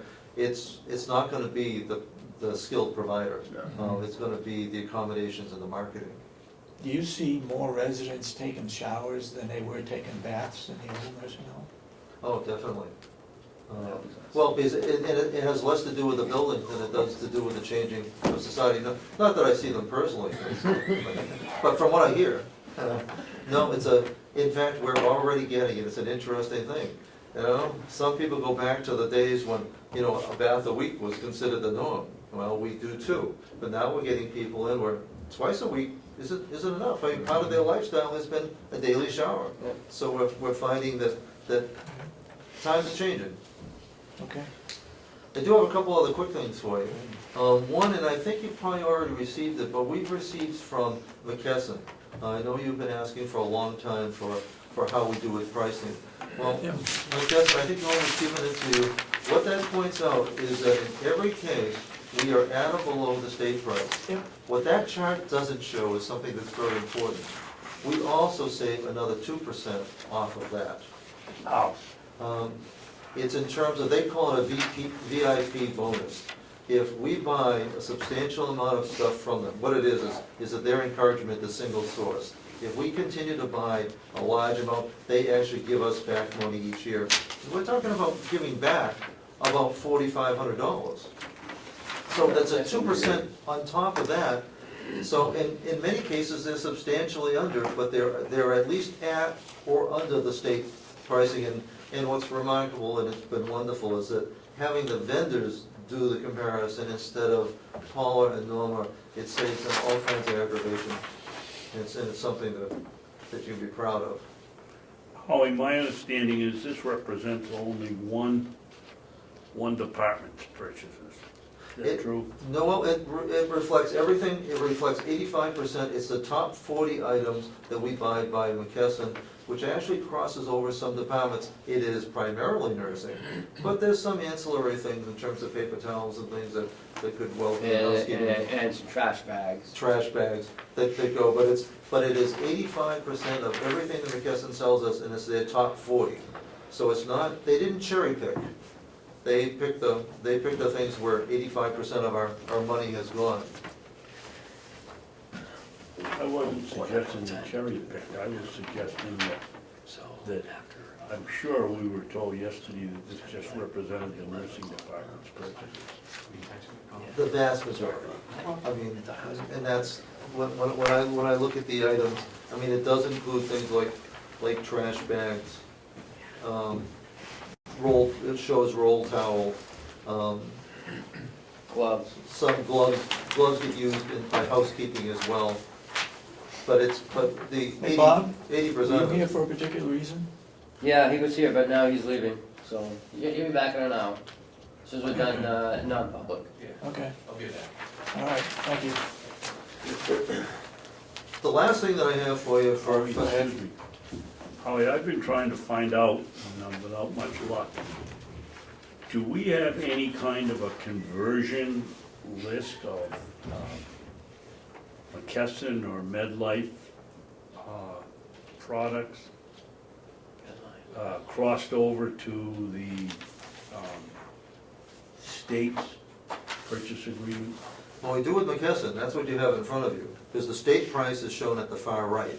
I understand that, that's not my question. The question is, Ken and I sat down there trying to compare 5 or 6 items, and there were so many, Especially gloves, remember you know, gloves? yeah, like 4-fingered gloves, 3-fingered gloves with the forefinger and the thumb gone. I mean, it was just Powder, impossible. vinyl, nitrile, And purple, blue, pink. So we're trying to find out if McKesson has a item number like the first one that corresponds to the state numbers, so that we can go and look up and see for ourselves whether we're getting the item that we can't tell. I don't know, gloves, all different types of materials for gloves, for colors, you name it. We just couldn't make any cross references, and I don't see how they can do it Hey, without a list of some Dave, sort. maybe we can look at the item number, that might be our, That might be the one we're looking for. the correlation Yeah. between this, because if they're using McKesson products, it's the same number, I'm guessing. So So, let's make a point and we'll do that. Ken. Yes, McKesson is a state bidder. right, So this is supposed to be item for item, not just not a close, not a close glove, but exactly the glove that the state has at a certain price. Yeah. Well, then if MedLife is also a vendor, then they ought to have the same, if we're on the right track, they ought to have the same item number as McKessick. We're gonna be pushing all our vendors for exactly this kind of format. Now, right now, Norma and Paula, when they see that Medline has, sometimes we'll be using multiple vendors because some don't have everything we want, we're particular, or when they find that one has it cheaper than the other, they buy it from the less expensive. But we'll be pushing Medline and all the other providers for exactly this kind of breakout. I guess I don't understand what you're getting at regarding gloves, for example. We sat down and we didn't have this information, and we were trying to find out whether the nursing home was getting the best price from MedLife, McKessick, or the state. Well, if you look way over on the right, we're doing better than the state. Yeah, but we didn't have that information. Oh, okay. I'm trying to tell you, there must have been 15 different types of gloves and spread all through the sheet. It was just impossible to cross-reference any of these things. And fortunately, somebody over at Mountain View has done that for us. Now we want to find out if it's the same item number for all vendors, so we can look at it. Anything else, Howard? The last thing I have is a simple one requiring your signature if you so approve, and that would be for the maintenance agreements for the copiers. It's exactly the same terms as it always has been. It's not a continuing agreement. Is this for all copiers on the complex? I don't think so, I think it's just at the nursing home. Just- This is I don't know, just, this is the first I'm hearing of it, so I'm not sure what that is. this is for Porter, for the, Oh, okay. it's a .008 cents per copy. But Inclusive. weren't we going to look at a contract with Porter for all of our copiers? Yes, and we had him in here. Yeah, had them in here, we have most of He them. explained to us why it was gonna cost us more money. If we combine them? If we combined them, then Really? had something to do with the ages of the machines and purchasing new ones. My expectation is that if the aggregate price is gonna be less, that they would reduce the cost to us. But we need to have an agreement of some kind going forward. And this is, I mean, we have the lease already, but this is the maintenance part of that lease. Correct. So it's not like we can farm this out to someone else, because they're Porter's machines. Exactly, and the terms haven't changed, and the pricing is, and they've been wonderful to deal with, and I expect that that's probably the terms that you're gonna get for the rest, but if it turns out to be more favorable, part of the negotiating with them would be to negotiate ours down, but I've never seen a price so comprehensive. I mean, it includes the toner, Are these just duplicates, right? 2 machines. Okay, what does the board want to do? To look at it.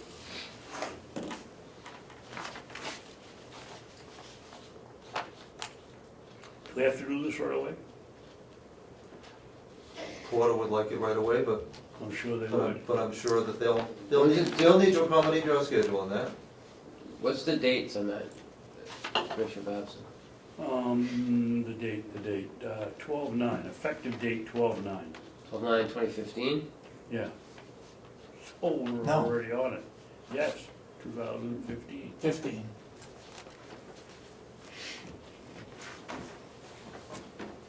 The future. And why is it a maintenance contract if they're telling us how much they're gonna charge us for a copy?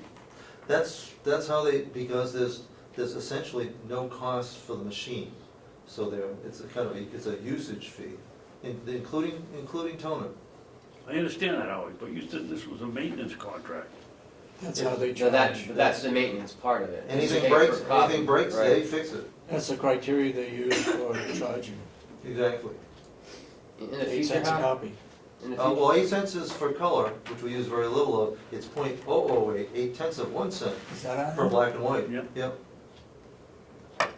in the future, Howard, can you send those to me prior to the meeting? That way they can have it and they can review it, so we're not dragging this through all day? Definitely. Because they like to read it before, prior to the meeting, that would be great. Yeah, I don't wanna send it right now. And I think Porter has done an excellent job for us. You want to table it until next week? Yeah, please. Chris? Sure. Okay. Maybe make some I'll take- copies and, I'll take that, I'll make copies, I'll email them to you guys. thank you. Anything else? There is nothing else that I have. I Okay. just wanted to comment that the next step of this spreadsheet, which looks really great, definitely a step in the right direction, and certainly shows that the woman who does the purchasing, Norma, thank you so much, I apologize for, that she's on top of it. The next step would be that to have, as we kind of alluded to, that the other companies that you also had their price all in the same spreadsheet, the comparable item, so then you would see all the prices, and then when you have, and then they would send them to you every month, and you would just populate those fields, and then you could get a good idea of where to go month to month. Now that we have the state numbers to use as the reference point, so we have a constant, because those prices are guaranteed for a year, we're gonna be able to do that. Okay. Let's move on. You wanna skip over some of these, or what? Well, I wanna go into non-public. I'm not sure if that's okay with you. We going to non-public now? Okay, we're gonna come back to, some of these, after we do non-public. Yeah, because we still have another half of them. Are we scheduled for 10 o'clock for non-public? Yes. Okay, I will make a motion that we go into non-public session, sessions 1 and 2, under RSA. Well, will Mrs. Scott be coming up for 2, or are we gonna do them both, or? We're doing both. Okay, then, for session 1 and 2, under RSA 91-A.3, paragraph 2, parentheses C, matters which if discussed in public would likely affect adversely the reputation of any person other than a member of the body or the agency itself unless such person requests an open meeting. seconded, roll call. Commissioner Ahlgren, Yes. Commissioner Sorensen, Yes. Commissioner Babson. Yes. May I ask a question of the boss? Yeah? While we're at Which it, boss? would it be appropriate to review the 2 or 3 sets of non-public minutes while Yes, we're sir, out in? that would be better. Yes, sir. And then we don't have to go out again and come back again? Yes. Well, then let's just make a note that at the end of session 2, we'll be reviewing Non-public minutes of The July. July non-public, the 2015 July, non-public minutes. non-public minutes of 2015. And may we take a short recess before? Yep. Sir? Oh, hi, how can we help you? I just wanted to make you aware of some We're legislation. back in public session, John, If you're aware, We voted to seal the minutes. and we voted to seal the minutes in our non-public session. Or keep some of them, more accurate to say, keep some of them sealed because we unsealed some. We made a motion to seal the minutes of a meeting Right. that took place with a hearing, right? Yes. Okay. So we sealed, And then we Today's not. unsealed some of the minutes in the past, all the way back to July. Okay?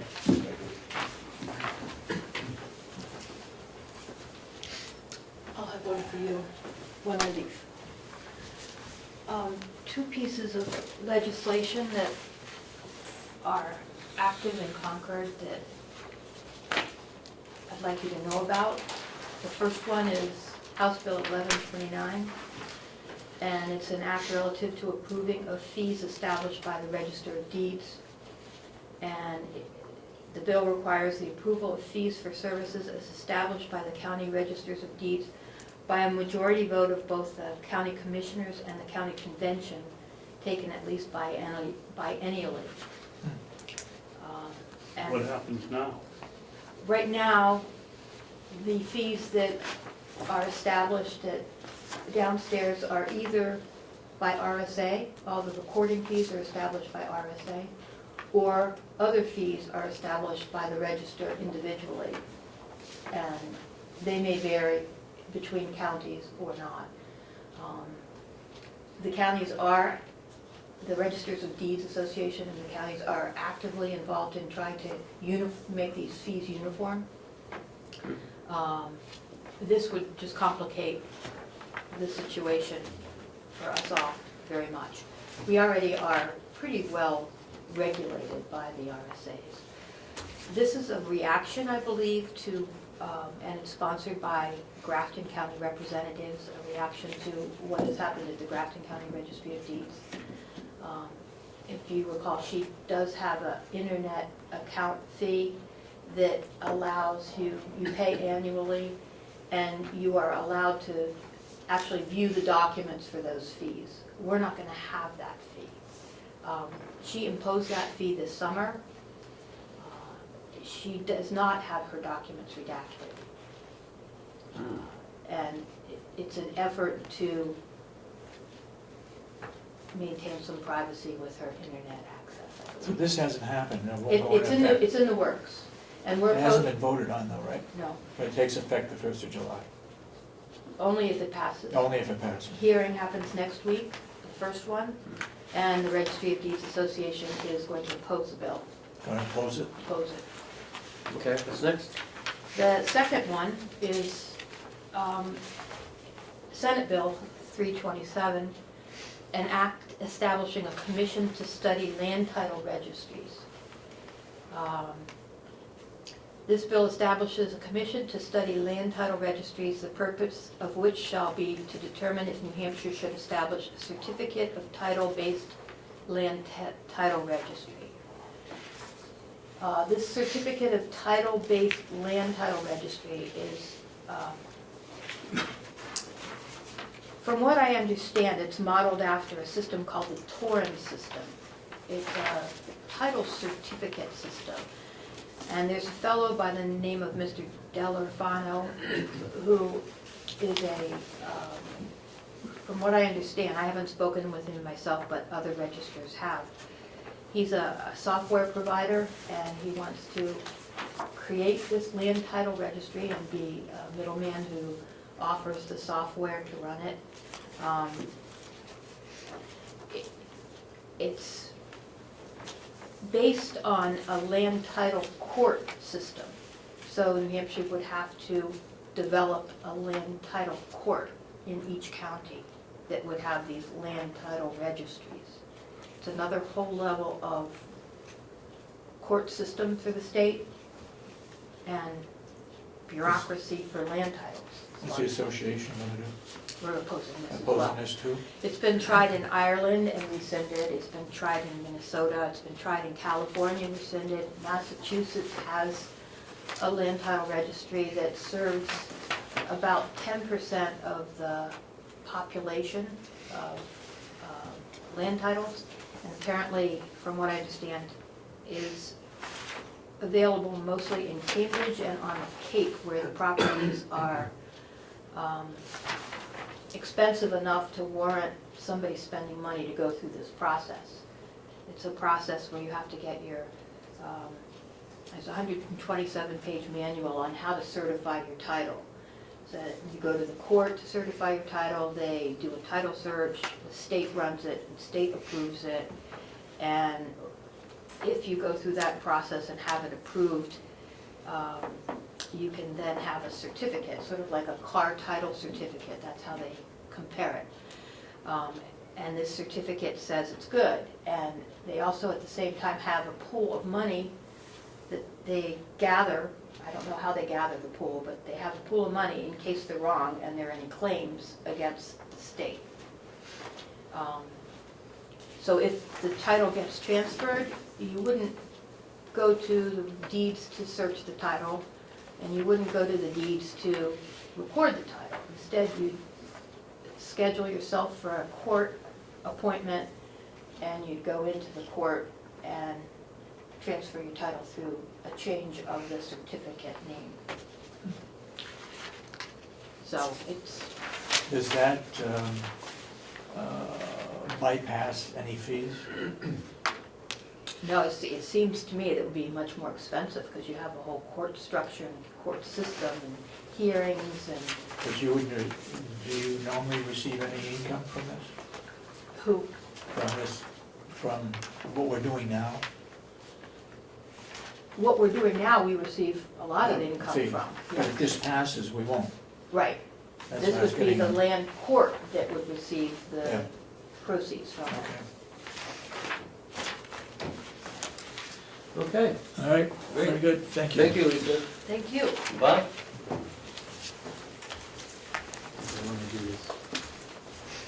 No, I want you guys to read it, right, first, right? Did you wanna read that first and then sign it? I signed it. Mr. Murray? Good morning, Commissioners.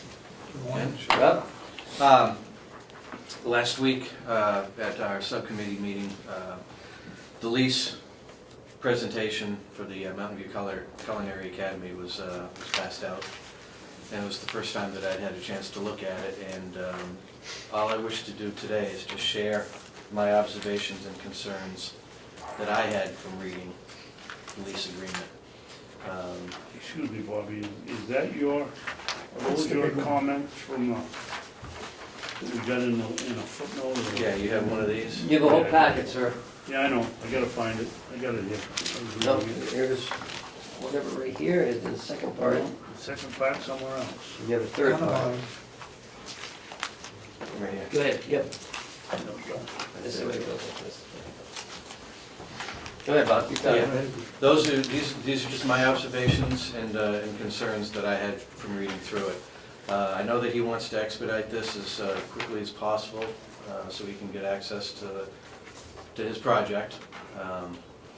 But I just had a few concerns reading it, and if you'd like, I can go through them, or you can. Yes, go ahead, All right. quickly. Well, let's skip the first two, go down to number 4. All right, how about number 3? Number 3 is, Okay, good. number 3 is paragraph 6, covenant of quiet enjoyment. This paragraph causes me concern. The proposed dining area is adjacent to a maintenance shop, which will at times have power tool activity, which is by no means quiet. The Mountain View Annex also has frequent noisy pellet deliveries that are immediately adjacent to the outside dining room windows during the heating season. These activities, our normal activities, would be in direct violation of this covenant.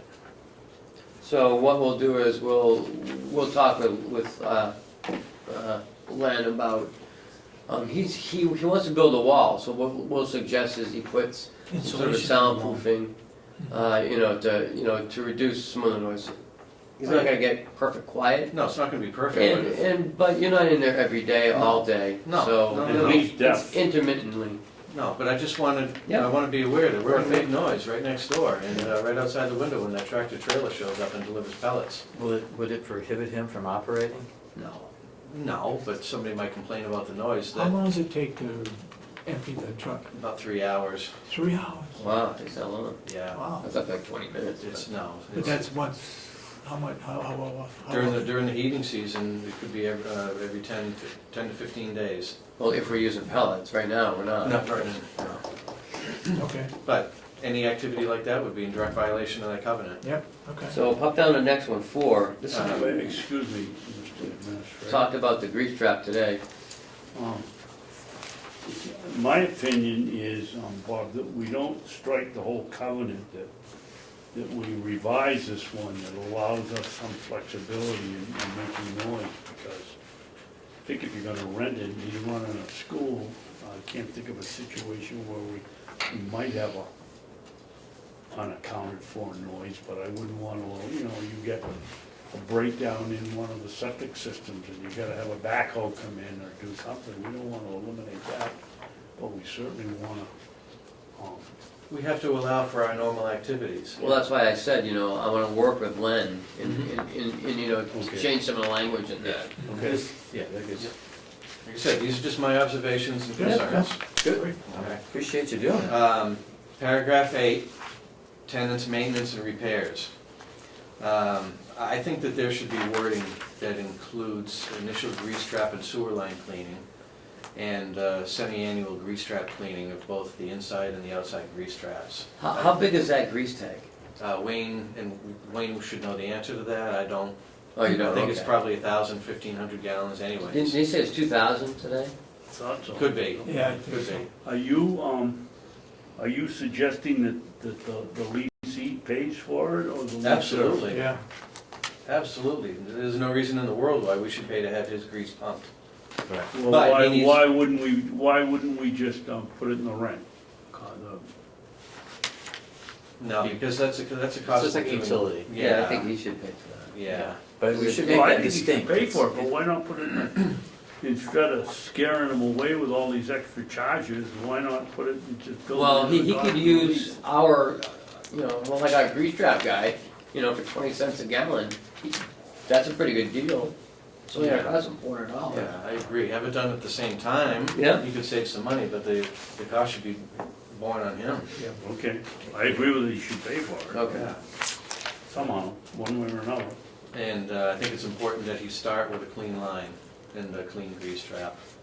And I'm just looking at it at a maintenance perspective. Now, number 5, we are gonna mow the lawn anyways, we're gonna plow anyways. I would rather remove the snow and shovel the walkway to reduce any liability that we may have. That's entirely up to you. It's just, it's stuck out to me. I needed to ask the question. If we're gonna be maintaining his entranceways, that's fine, but you guys need to make the decision of whether we are or not. Yeah, I think we already decided that, and I feel we should. They're shoveling anyways, it's another, Mhm. how big is this entrance? Not that big. No, not that big. Well, he's gotta have two. He's gotta be able to egress the So building to two places. where's this other one? The other one could be out the back kitchen door into the alleyway. Okay, Um, okay. So we're already doing that anyways for laundry. Yeah, I'm just concerned about the liability. I think Your we have- choice, my concern. that's Yeah, I all. think we have more Yeah. liability by not doing it. Yeah, we'll still have liability. Yep. We'll still And- have liability if they're well, I outside. think we need to find out from our insurance company, because we are leasing this out to a private. Yep, I'm gonna send this to Mike Ricker. Okay. Once, I incorporate some of Bob's suggestions. Okay, I'll send from Mike for review, I send him all contracts to review that have to do with leasing or anything of that nature. Okay. So Bob, your next one is what? And then on the last page, additionally, it should be clear, because it's unclear right now, that any pre-existing equipment or fixtures, including lighting fixtures, that are the landlord's property, whose use shall be enjoyed by the tenant, shall be accepted in the existing condition and remain the property of the landlord unless specific permission is granted and conditions set to repair, replace, or dispose of our property. Yeah, he came to me last week and said something about the dishwasher. You know the dishwasher's in disrepair, Yeah, and, he said it was like, what, $2,500 or something, he's gonna have to, oh, probably a lot more than that. was it 25,000?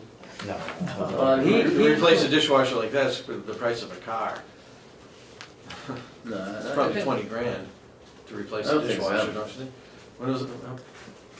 But nevertheless, so what is he talking about? Repairs were $2,500? No, the dishwasher was unrepairable.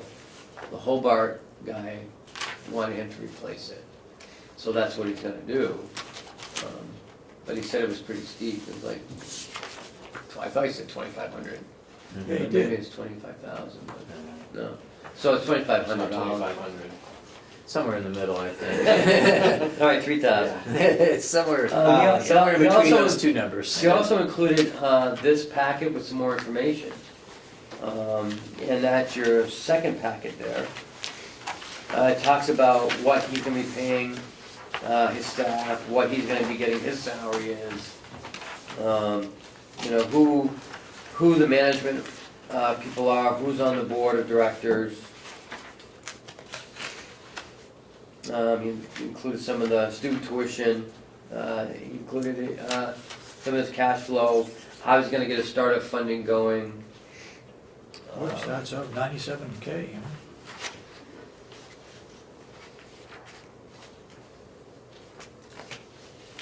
And on the back, he has a list of how much it's gonna cost, about $26,000 to get everything Yeah, up and going, but that was before the dishwasher. dishwasher, right? Yeah, you had three. So I said, Yeah.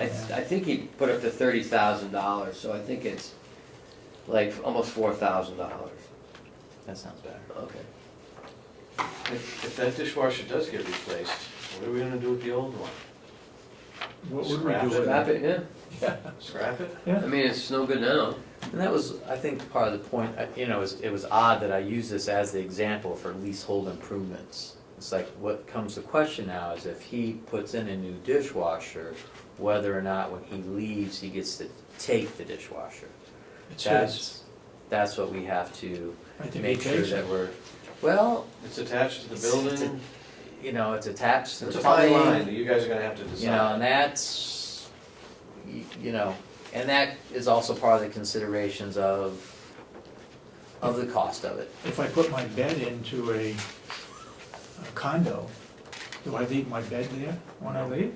What if he decides to install another walk-in refrigerator? Cuts a hole in the wall of the building, installs a I think walk-in any cooler outside? improvements we need to know about. Right, and I The think. point being, does he get to take his cooler away when he leaves? Right, If and that's the a more point being is permanent- that we need to make sure, because I don't If it's a know more if permanent that's thing, talked he about doesn't. Right. So, in anyways, here that's about all these I- leasehold improvements and that. Is that discussed in the lease? That's Is it. that le- And then had those types of improvements, modifications to the building, I believe, are touched on, but I think if he replaces one of our coolers, we own it. then that becomes our property, Right. because one was there. So if he replaces one of our dishwashers, that becomes our dishwasher now? And then we tear down the building? I don't know. Typically what happens Good thought. is, Yeah. or I would say typically what happens is, and we can get counsel on this, would be that, you know, if the dishwasher, anything that's there and it is working, when it leaves, it still needs to be there and it still needs to be working. You know, he needs to maintain it, and then if it is, say like now he went in there and he said, oh, the dishwasher is okay, and a year later it breaks and then he replaces it, because it's better off, he thinks it's cheaper for him to replace it than it is to fix it, That becomes ours. then it becomes, yes, exactly. So, I mean, so that would be one scenario, where if he replaces it, it's still, and it is part of the building, and this is connected to plumbing, you know, affixed to the plumbing, and if that's affixed to the walls, that type of structure, you know, Well, is probably, it's addressed in number 7. All trade fixtures, machinery, equipment, signs, and improvements which can be removed without damage or alteration to the premises erected or installed on the premises by the tenant shall remain its property and may be removed by the tenant at any time, provided that such removal causes no damage to the premises. right, so when it comes to the dishwasher, when it comes to the walk-in, you know, we need to address that, because if, say like the compressor that keeps the walk-in cold, currently it works, but maybe someday in 5, 6, 7 years, it might not work. And then he's gonna be He responsible replaces it. for the replacement of that compressor. It needs to be very clear that when he leaves, he's not taking the compressor, because he's replacing something that was already there. Gotcha. See what I mean? That's what we need to make clear, is that's part of it. You're gonna maintain this place to be that, such as that. Now, if he buys a slicer and he sets it on the counter, It's different. that's different. He can take that away. He's not touching anything. Or if he buys a stainless steel table and brings it in, he can take that away. That's not part of the building. But when things are attached and become part of a system, you know, that's when you have differential, and we need to make sure that those issues are well covered. And, you know, any leasehold improvement, it said, well, we need to have our council look at that, because any leasehold improvement would be building the wall. We're not gonna let them tear down Now, the wall. Promise will only review this on a liability standpoint. If we want this other type of stuff, we need to send it to our attorney. So, Right. Well, perhaps maybe someone within our own council Tenant can shall look at it. provide the landlord with a proposed summary of improvements and costs. The landlord shall provide its consent prior to construction. All improvements shall be tenant's sole cost and expense. So I asked that we review this one more week. Bob did a great job of pointing these out. I thank you for that. Thank you. But these other issues that are coming up as we, as we talk about it, I think that we should, address. And so next week I'll ask you to give me your recommendations for change. Then we'll send it to someone. I will send this though to Primex for review on the liability part. When does the delegation have their say on this? I don't know, Once we, He's does itching it- for a signature, he's gonna be looking for it as soon as. I'm sure he's looking for it right now, but When's the next delegation meeting? Monday. Monday? It's not gonna be ready by Monday, and that's gonna put him out another month. Right. they start meeting a lot more frequently, and we can ask them to meet. Once a month, maybe. We can ask them to meet, but our step is, we have this lease agreement, we Yeah. need to have our folks look at it, make the changes to it that we need to make. I suggest we have maybe one of our in-house attorneys take a look at it, they must have some experience, make some suggestions, from the things that they see. And then we can rebut it, get him to agree, and then, once we have a document that at least the commissioners and he agree on, then we can present it to the delegation. Is that what the board wants to do? Yeah. That's kind of what we discussed when we were at the subcommittee, it's like, well, what's gonna be the process? It seemed reasonable that at this point, we iron out the details, we pound out the details, get something that we feel is good, and then present it to the delegation. And then they can put in their, chip in, or, heck, what do we care? We can give it to them now for comment if we want. We can do that, saying like we do with the bids, we could let them comment, we'll get Yeah. more information. Do you know Carrie Duran and a Mike Roosh? Are they from Wolfboro? They're from Wolfville, yeah. Well, they're educators at the VOTEC Center. Let's see if we can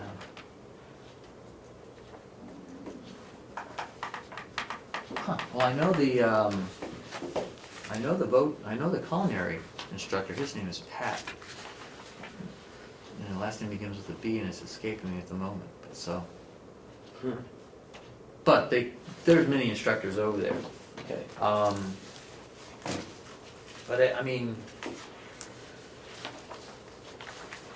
What does the board think about letting the delegation review the lease just so they can comment?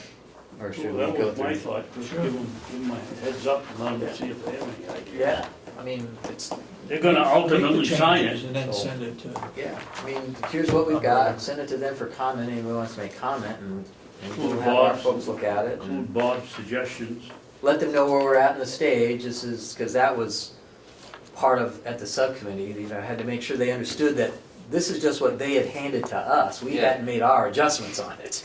This is what their lawyer thinks is great for them, not what our lawyers think is Gotta start a somewhere. more, exactly, a fair deal, an even deal. Who would you like to review this, legally? Well, can't someone isn't there any attorneys within our own staff that, could provide some comment? I don't know, I guess I can check, but, We've been told they're pretty busy. they're too busy, so. I could send it to Present. Hathaway, whatever the, John Frizzell and Hathaway there. Should we do that before or after the delegation? I'd let the delegation look at it and see if they have any suggestions, and then put them in it, and let the lawyers look at it, let our lawyers look at it and see if it's acceptable. Seems reasonable, give them like a week to I think comment. they want, because I think they would wanna tighten it up a little bit on our end at least. Absolutely. Okay, so let's do that. I'll make, But make sure they understand that we have not added any of our language yet. and I'll give them a week for a review.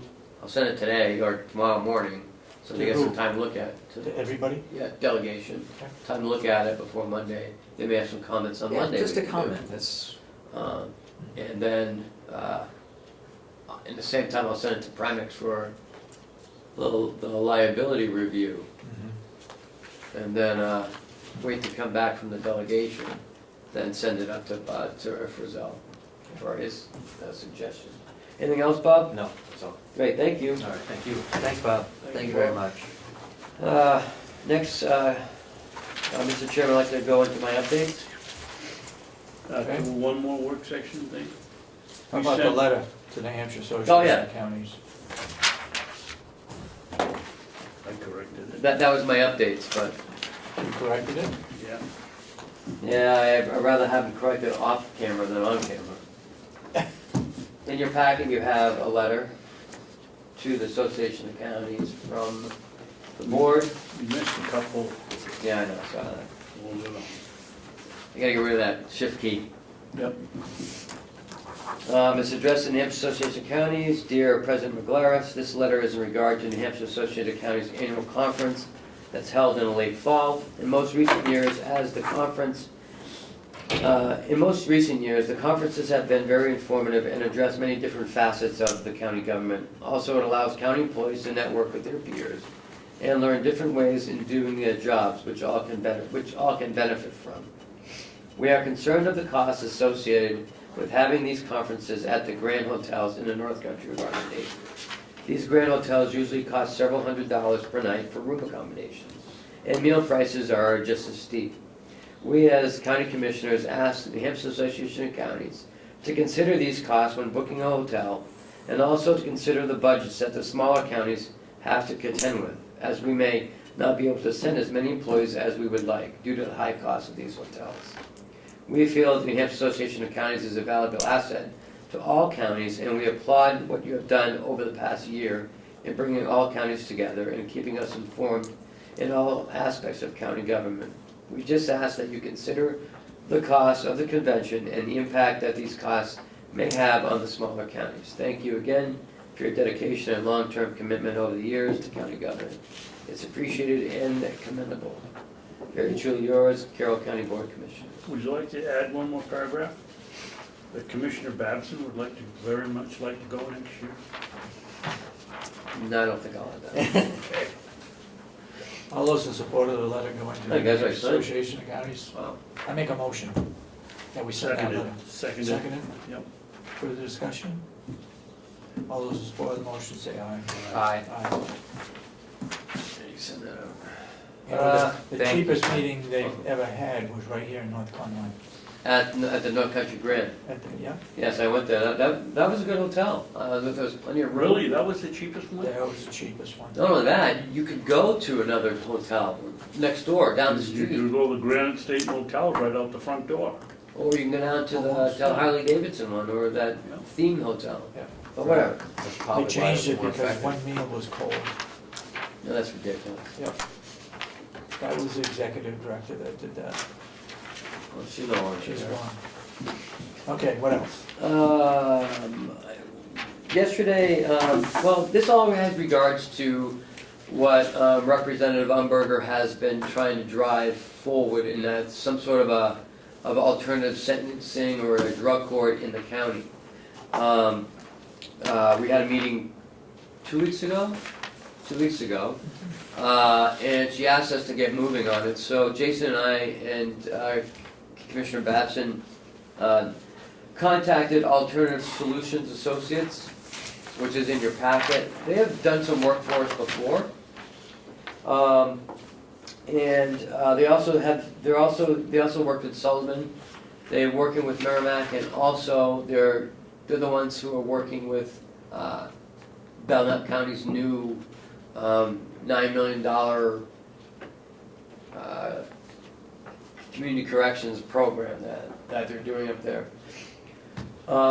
We set up a meeting for next Wednesday at 9 a.m. He's coming up from Massachusetts. I reached out last night to Representative Umberger to invite the delegation members as well, because they're also a big part of this. So she wants me to talk about it on Monday at the delegation meeting. We've also reached out to Comeau County as well, invited them and their Board of Commissioners. They're coming as well. they are interested in maybe doing something like this. So maybe collaboratively, we can get some sort of alternative sensing. What they do is they go after the federal grants. There's some second chance grants out there that last up to 2 years. He suggests that we keep it small and sustainable once the grants end. I received notification from Representative Umberger last night that she's working on an agreement with Chief Justice Nadeau about the alternatives to a drug court, which may not work in some counties, the smaller counties, Carroll, Coas, that we put together something else like this as an alternative to a drug court. They worked out some language. We have to exhaust federal grants before we get a state grant. So we could, we could sustain this for a few years just on grant money. And Alternative Solutions, his name is Kevin Warwick, he's the president. He actually writes the grants and gets you the grants. Am I leaving anything out? That's No, you're really doing important. fine, you're doing fine. He will work with the infrastructure in our area to capture the stakeholders that will be part of this. And it's going to include the Board of Commissioners, the jail, probation, the courts, the Attorneys. county attorney, it's going to include mental health. Our LADAC person, he said, is a great start. So next Wednesday, we're going to have a very busy, informative day. So I'm probably going to clear most of it and just leave it for this with some smaller stuff. Maybe he won't be here till 9, so we can do some stuff from 8:30 to 9 o'clock. Ken, we want to make sure, is there anybody else that we should involve that we haven't thought about? I think for right now, for the initial meeting, I think it should be, us, and if some delegate members want to come, they're more than welcome, and I will invite them on Monday as well. You said this is next Wednesday? Yes. They'll Next be Wednesday. meeting on Wednesday at legislature, so they won't be. And that's what Karen said, she won't be able to come, but they can watch it on the video, which is a good thing, that we have that. Ken, there's two things here that, we didn't have this yesterday that we looked at. Right, yeah, I just pulled it up offline. Two things caught my eye. Second page, second capitalization, worked as executive director for a 48 private nonprofit youth residential treatment facility. Responsibilities included design, recreational program, policy, procedure development. Do we know anybody over in Keene that can tell us how that went? I don't even If he know. was the executive director, somebody must have. No, I think he worked, it says worked as He executive says director. as. Yeah, I'm not sure, we can ask him on Monday. The other one that caught my eye is our new county attorney is from North Dakota. Does he know anything about work with state, county, and local officials to design a regional jail and treatment center with local providers and criminal justice agencies in the development of this regional model? Well, Commissioner, interesting that you asked that question about our county attorney. Our deputy county attorney actually worked with Mr. Warwick in Springfield. So he knows, Joe? Yes, he knows him Really? quite How well. about the Yep. other, how about JR, does he? I haven't asked, I just talked to Joe this morning, I saw him in the hall. So would Joe come That's to the interesting. meeting too, Yes. next Wednesday? He can't, he'll be in trial. Oh. But he said he will watch it on the tape and make some comments. But he will in the future, if we decide to go with this route. And it's exciting to get, another county involved with us. That's Because, well, maybe we can work, sort of collaboratively. Maybe not the same project, but maybe you can work on both at the same time at a reduced cost. Didn't JR come here from North Dakota? RJ. RJ, JR? No, JR came from Dallas. Well, Yes, Warwick's, he did. Warwick's Yeah, he been came here from- before. Yes, he has, yeah. I You that remember me, name. David? I remember that name. Helped with the jail. Yep. So, so that's what's happening next week. The Tamworth meeting, I think, went pretty well last week. They were very receptive, nice bunch of people, asked some good questions, and it's a quaint downtown.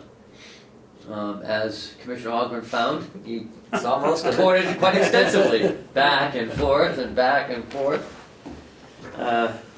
But he did finally make it, and thank you for that. Coos County, but I went to the cooperative extension meeting last night. They wanted to know about what does a county administrator do, because they have never had one here before. And, you know, I explained a few things, made a few jokes about the commissioner here now. Like a tanker. Good thing he went, good Individual. thing he went along. I know. And Will too. Yeah. So we had, Very well. Oh, They are interested in helping us with our alternative sentencing programs as well. Memorial Hospital was there. They did a 3-year study of the metrics of the area, so they may be helpful with identifying you know, some of the providers in the area that we maybe haven't seen. And that's a good thing about Mr. Warwick too, is he goes out and he gets those, he identifies all the providers for you and he brings them all together. So he really does a lot of work. how would extension help us with? With Memorial Hospital as part of their executive group, Commissioner Babson?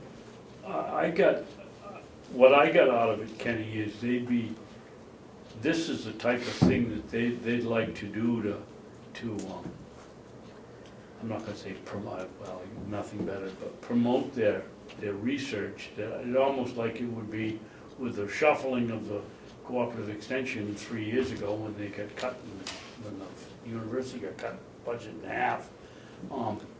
I get the impression that they feel that this would be something they could do, but that they didn't have anything right now, any specific, other than come to the jail and talk to the inmates. They don't have anything on the drugs, but it appeared to me that something they'd like to look at and do.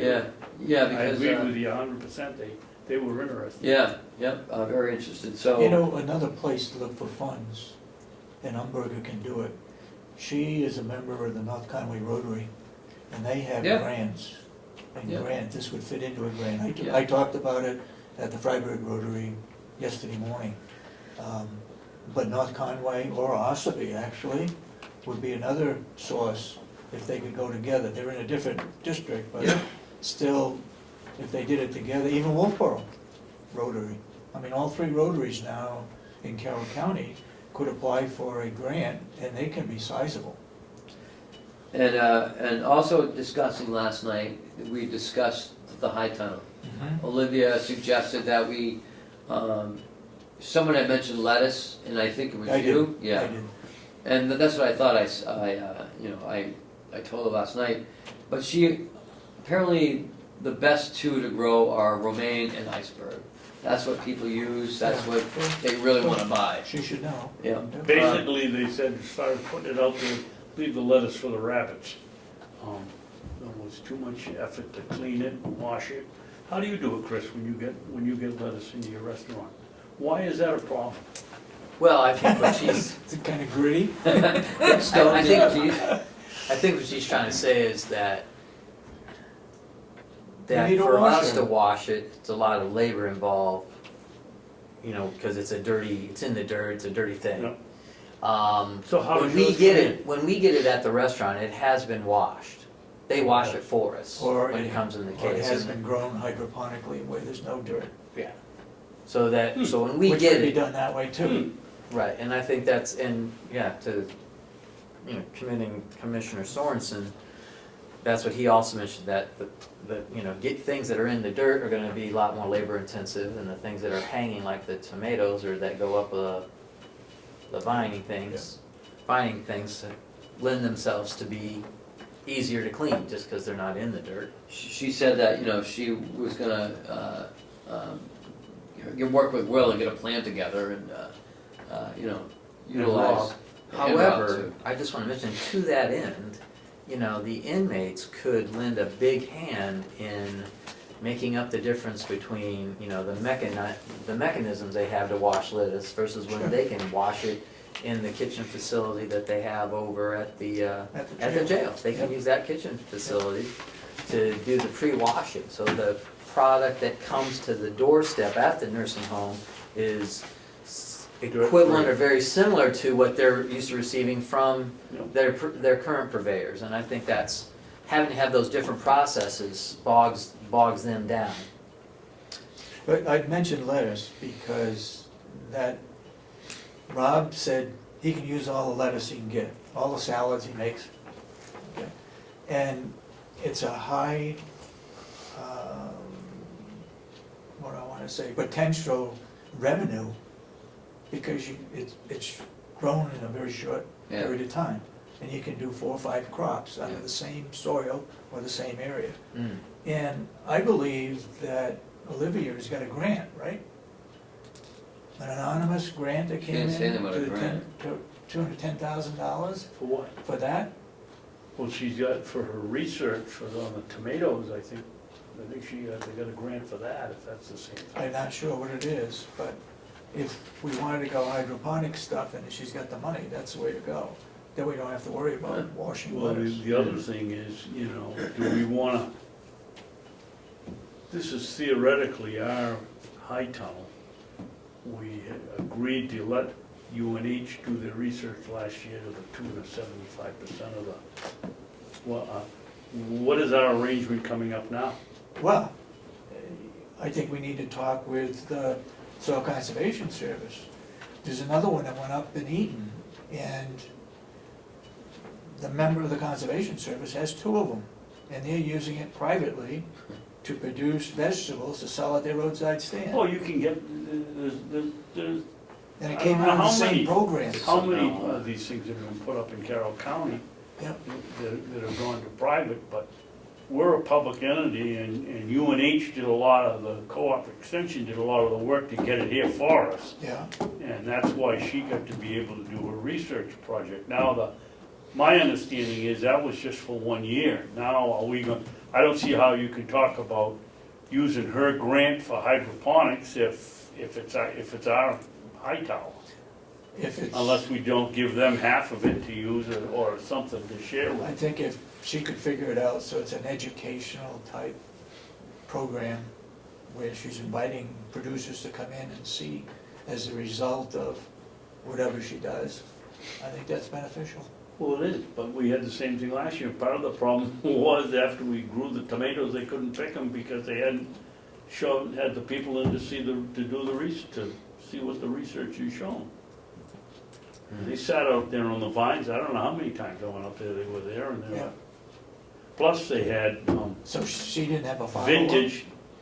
A Oh, I think- follow-up meeting to show what the results were? Oh, I'm sure she did, but she couldn't pick the tomatoes and put them in the spaghetti sauce and Because, show them to the people. It makes it pretty hard to see the tomato.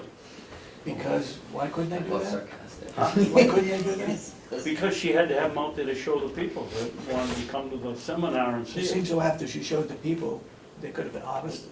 But it was long, it was late into the growing season. I think that could be worked out, but. Okay, Plus, she had the vintage ones, she had some tomatoes in there that looked like apples. they're purple and some Yeah. are like all wrinkly and Oh, some yeah. are black almost. They're different varieties. Yeah, they're heirloom or something. Heirloom, yeah, exactly. So that went really well last night, and I really enjoyed being there. And apparently there's 5. How'd you get there? Oh. I saved the county another $50. I saved the county another $50. I took the county car last night. Really? Did you go up by Saved, yourself? Yes, I did, because someone else was going up, they wrote up together, so I just decided to take Did it. you happen to think to perhaps invite those other people to ride with you? I did not, but maybe they should have asked to go take the company car. All right, We won't be approving mileage up to that one. I Yeah, it have, went very well.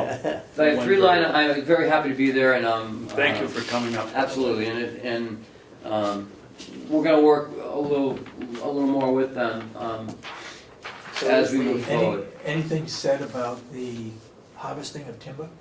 Yes, Yes. yeah, well, I talked about that last night, Wendy talked about it, Is it gonna be done when? it's already done, It's already done. it's done, everything's done, they are coming back But they are now, coming Are we back to to reseed? retread the, Are we working on another one? not this year. I don't think, she It didn't say takes a anything. year or two for her to get the stuff marked, to put it out for bid. She should be working already on the next one. I don't know. I guess she I didn't, didn't mention that she was doing it. no, she's working, she's doing some other, she's doing some private places right now. Okay, Ken, that reminds me, where are we? We talked about getting some kind of a revolving fund going on this wood process. Yep, Will and I talked about that yesterday, and he's gonna get with Chuck. Still, we're not sure where all this is going, so we're kind of still holding Do on. you know, you said you had a couple of these down in Stratford County. Do you know what's entailed in setting one of these up? I mean, do you have to It's have pretty a simple. special budget section? No, in the your- finance director goes, yeah, we'll take that money, put it here, and just revolve it. And then you take like, I don't know, like you set a certain threshold, like say $8,000 for. You get more than that, it goes back into general fund. Right, yeah, and there's no building it up, you just put it over in general fund. But that money is just utilized to create the revenue. That's how we did it. I don't know if that's right or wrong, but that's how we did it. I have 3 funding transfer requests for this week. Oh, I'm sorry, so is there a conversation, because we talked about this at the subcommittee meeting on Friday, that there's gonna be a conversation with Will and Rob and the cooperative extension about the utilization? Yes. Olivia mentioned it last night. Okay, so that is, She's gonna- yes. because I said that was in the works, that it was coming She fast, talked about it last and night. they were talking about it. I Will just wanna and make sure Olivia that are that gonna is, get a hold of Rob and Great. start working on I it. asked for 2 weeks, which will be next week, Hmm? that they come in with a plan. Well, it's all if she's available or not, I mean, they yeah. can't No, that's snap good, their I'm glad, finger I'm and glad we're moving forward, I just wanted to Yeah. make sure that indeed was coming together. This is government, sometimes things take a little while. Well, we only got 2 canoes. And everybody can't climb in at once. This is for, we had a few more deaths, so it's from the medical referee. It's for $137.11, taking out of the physician services and moving it into the travel expense for the medical referee. He had to go to a couple more deaths. Oh, I see, so we're paying for his travel expenses? Yes, Gotcha. yep. And it's coming out of where? It's the same line item, Physician same, service. out of medical referee. Okay. Yeah, there's four or 5 line items in that budget. Yeah, it's kind of the same department. I'll leave that one for last. Just transfer. Big one, same department. Oh, that was a big one. Okay, this one is for the final invoice for the 2015 audit. You'll see it says final billing. I made sure that was on there. Thank you. It's coming out of the salary advocate. Yours? Hmm? Not yours? No. For $5,872. There's about 10,000 left in that, so, and we're putting it into the county auditors. Okay. All right, So I didn't take it out of the contingency. okay, great. Did we And that's the get, year-to-date? Mm-hmm. did we get a Is that- final bill? Is that a multiple number of years, though? That's gotta be more than just 2000? Oh, yeah, Okay. that's 13, 14. Okay. Did we get a final bill from? It's right on the back of that, Is it? sir. I included it and I highlighted final billing. Okay. This is The interest on the tan, and the interest was $139,817. We budgeted $100,000. So, 36,000 is gonna come out of the assistant attorney salaries. We had some leftover money because for all summer, they didn't have anybody up there. And the 3,000 Andrew is coming out of the salary for registered deeds. She has some leftover money up there as well. So, instead of taking it out of the contingency, so I've split it, so it'll be $38,817. And so we have $100,000 in there, we're short 39,000. That's yours. Is this the last? There are no more transfers? It should not be. This is all on 2015? right? Yes. It better be. We're only 3 weeks into 2016. Well, to that end, I think, I mentioned it before, and I will mention it again, that if we have a large outflow of money, that, we should look at the contingency line, although, to have it transferred out of the contingency so that we aren't, at the end of the year, pulling things from everywhere else. If it's large and unexpected, like, when we have a big pipe that breaks, or, I guess last year we had a problem with the annex and the boilers or Yeah. something, and it was a huge bill, Yep. and then they start, then we piecemealed. And remember, we're gonna have some issues in the jail that, for those, I guess those boilers are way over their limit in age. One of them went already, it cost us $8,000. Yeah. So, Jason's talking, they were like $30,000 or something, to replace. So, I'm hoping that they'll keep that $100,000 contingency. Remember, they have to allow us to take that money out. It's not like we can spend it on whatever we want, Right, oh, they have to give us permission. Yeah, so Karen wasn't too excited about redoing that again. We still have 60,000 left, don't we, Ken? After this, 39. we'll have 49,000. 49, Well, 39. did we take money out of the contingency fund? okay. Yes. Yes, last, But not on these? no. No, okay. Not any of those, no. No, previously we did, we started with 100. and went Right, down. we were down 60, then we had another bill from our auditor for 10,000, so now it's down And to the like, money went, as I 49,000. recall, for auditing and legal fees, well, those are basically the two. there were a things we spent couple, the money. no, there were a couple transfers that the delegation did for their mileage, because remember they had a few more meetings. It was only like $1,500. Oh, yeah, that's right. We took some out for advertising as well. We took 3,000 out for advertising this past summer. And so, You want to explain this one again?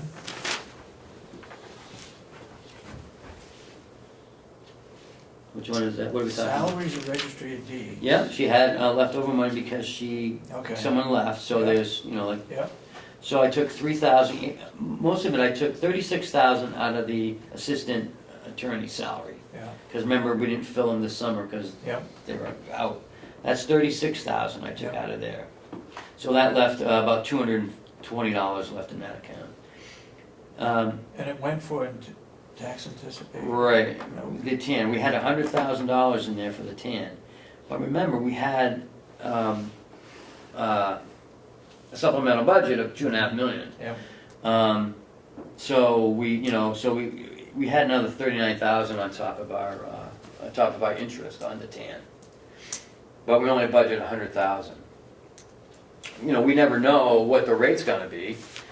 We are gonna have we need to relook at that, because we only budgeted $100,000 for this year, which And didn't the new rate jack us another? 2.37, which was up about, so we're looking at probably close to $280,000 in interest, if we take all that money, but so. More or total? Total, so another 180,000 or, yeah.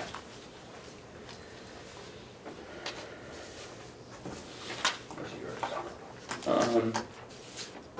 That fraud talk becomes expensive, doesn't it? So I guess that is it for this week. Oh, in February 10th, we have a non-public scheduled with our attorney. So everybody needs to be here on February 10th, everyone here. February 10th.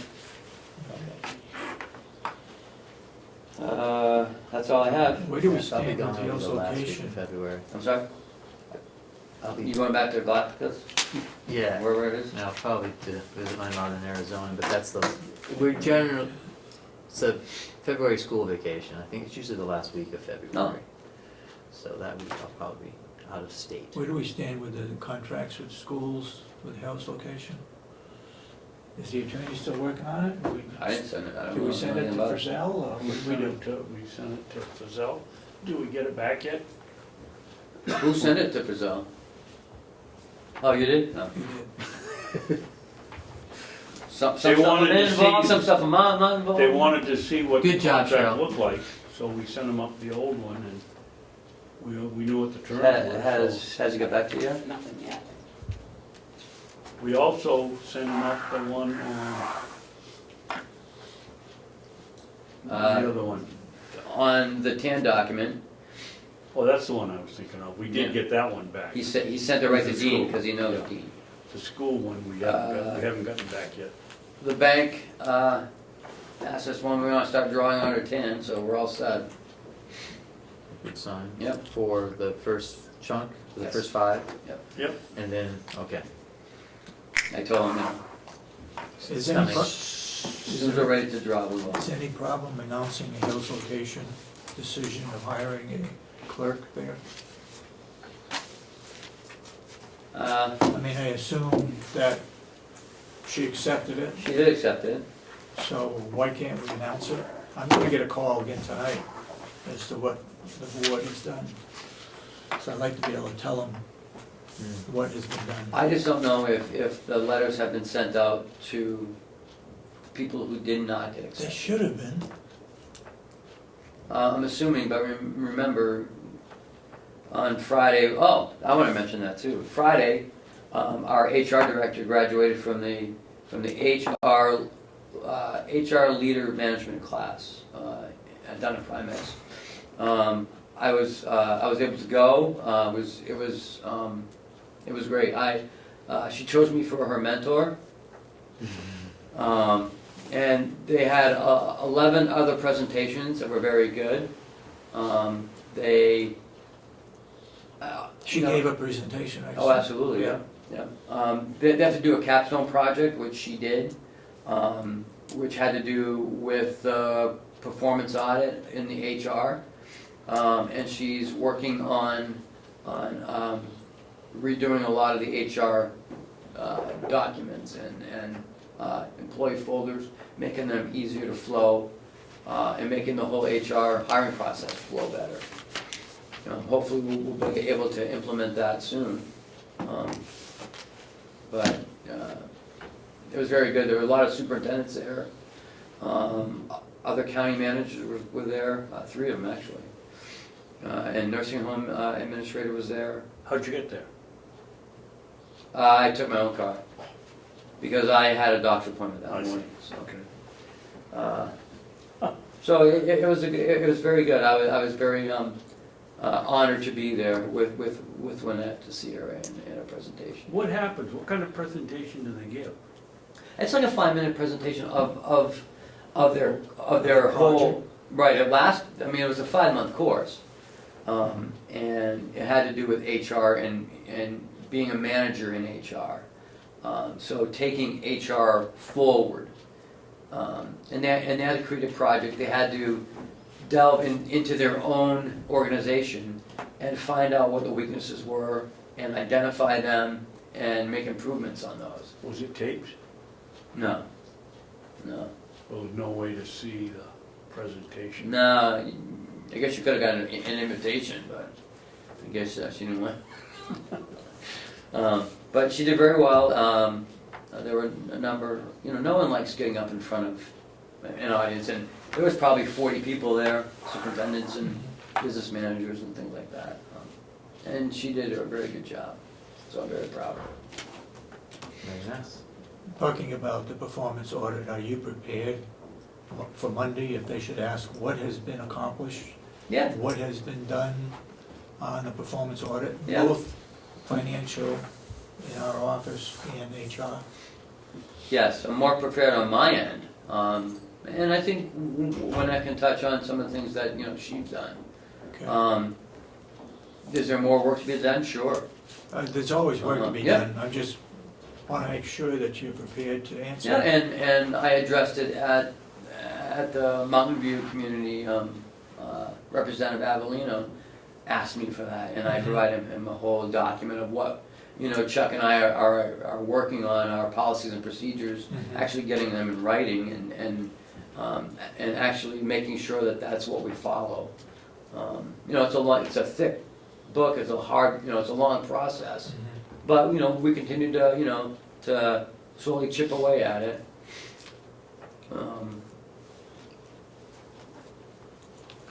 I guess that's about it. So, So we had jail subcommittee on the 1st of February, yes. Yep. and the delegation has been confirmed for Monday? We don't know yet. She has not contacted. She sent out to her people 9 AM, She did. yeah? As well as it been in the paper. No, she hasn't, Karen has not contacted me and asked me to put it in the paper or even told me when it was. Okay, I think you better check with her. Yeah, take the bull by the horns. Maybe just slipped her mind. I mean, she's been doing a lot in Concord. I mean, she's been working hard on that, Yeah. alternative sentencing with Chief Justice Nato, so. I Yeah. can get it in the paper for Friday, but that would be as soon as. Well, once you're gonna do that, just, don't, I'll send her an email saying that that's what we're gonna do. She said, she sent it to her people. After hearing from the reps, we will hold the meeting at 9 AM on the 25th. It's good enough for me. Yeah. But normally she calls. She always does. Yeah, just might have slipped her mind, or, she thought she did. I don't think she's gonna have a problem with it. We gotta get public notice, right? Well, yeah, I guess. Yeah, I guess if you want a legal meeting. I'm thinking that they're probably leaning that direction. Funny feeling.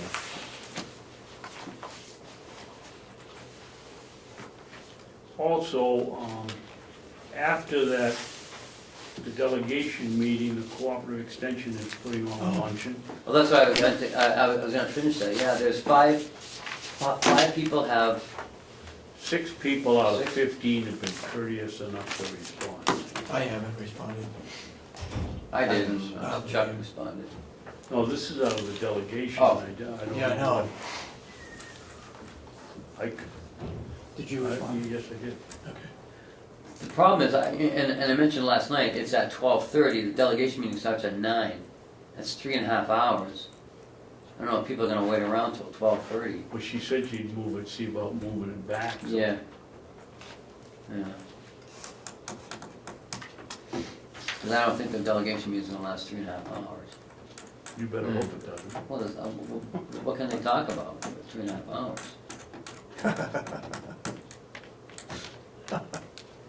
Have we ever got out of a delegation meeting early?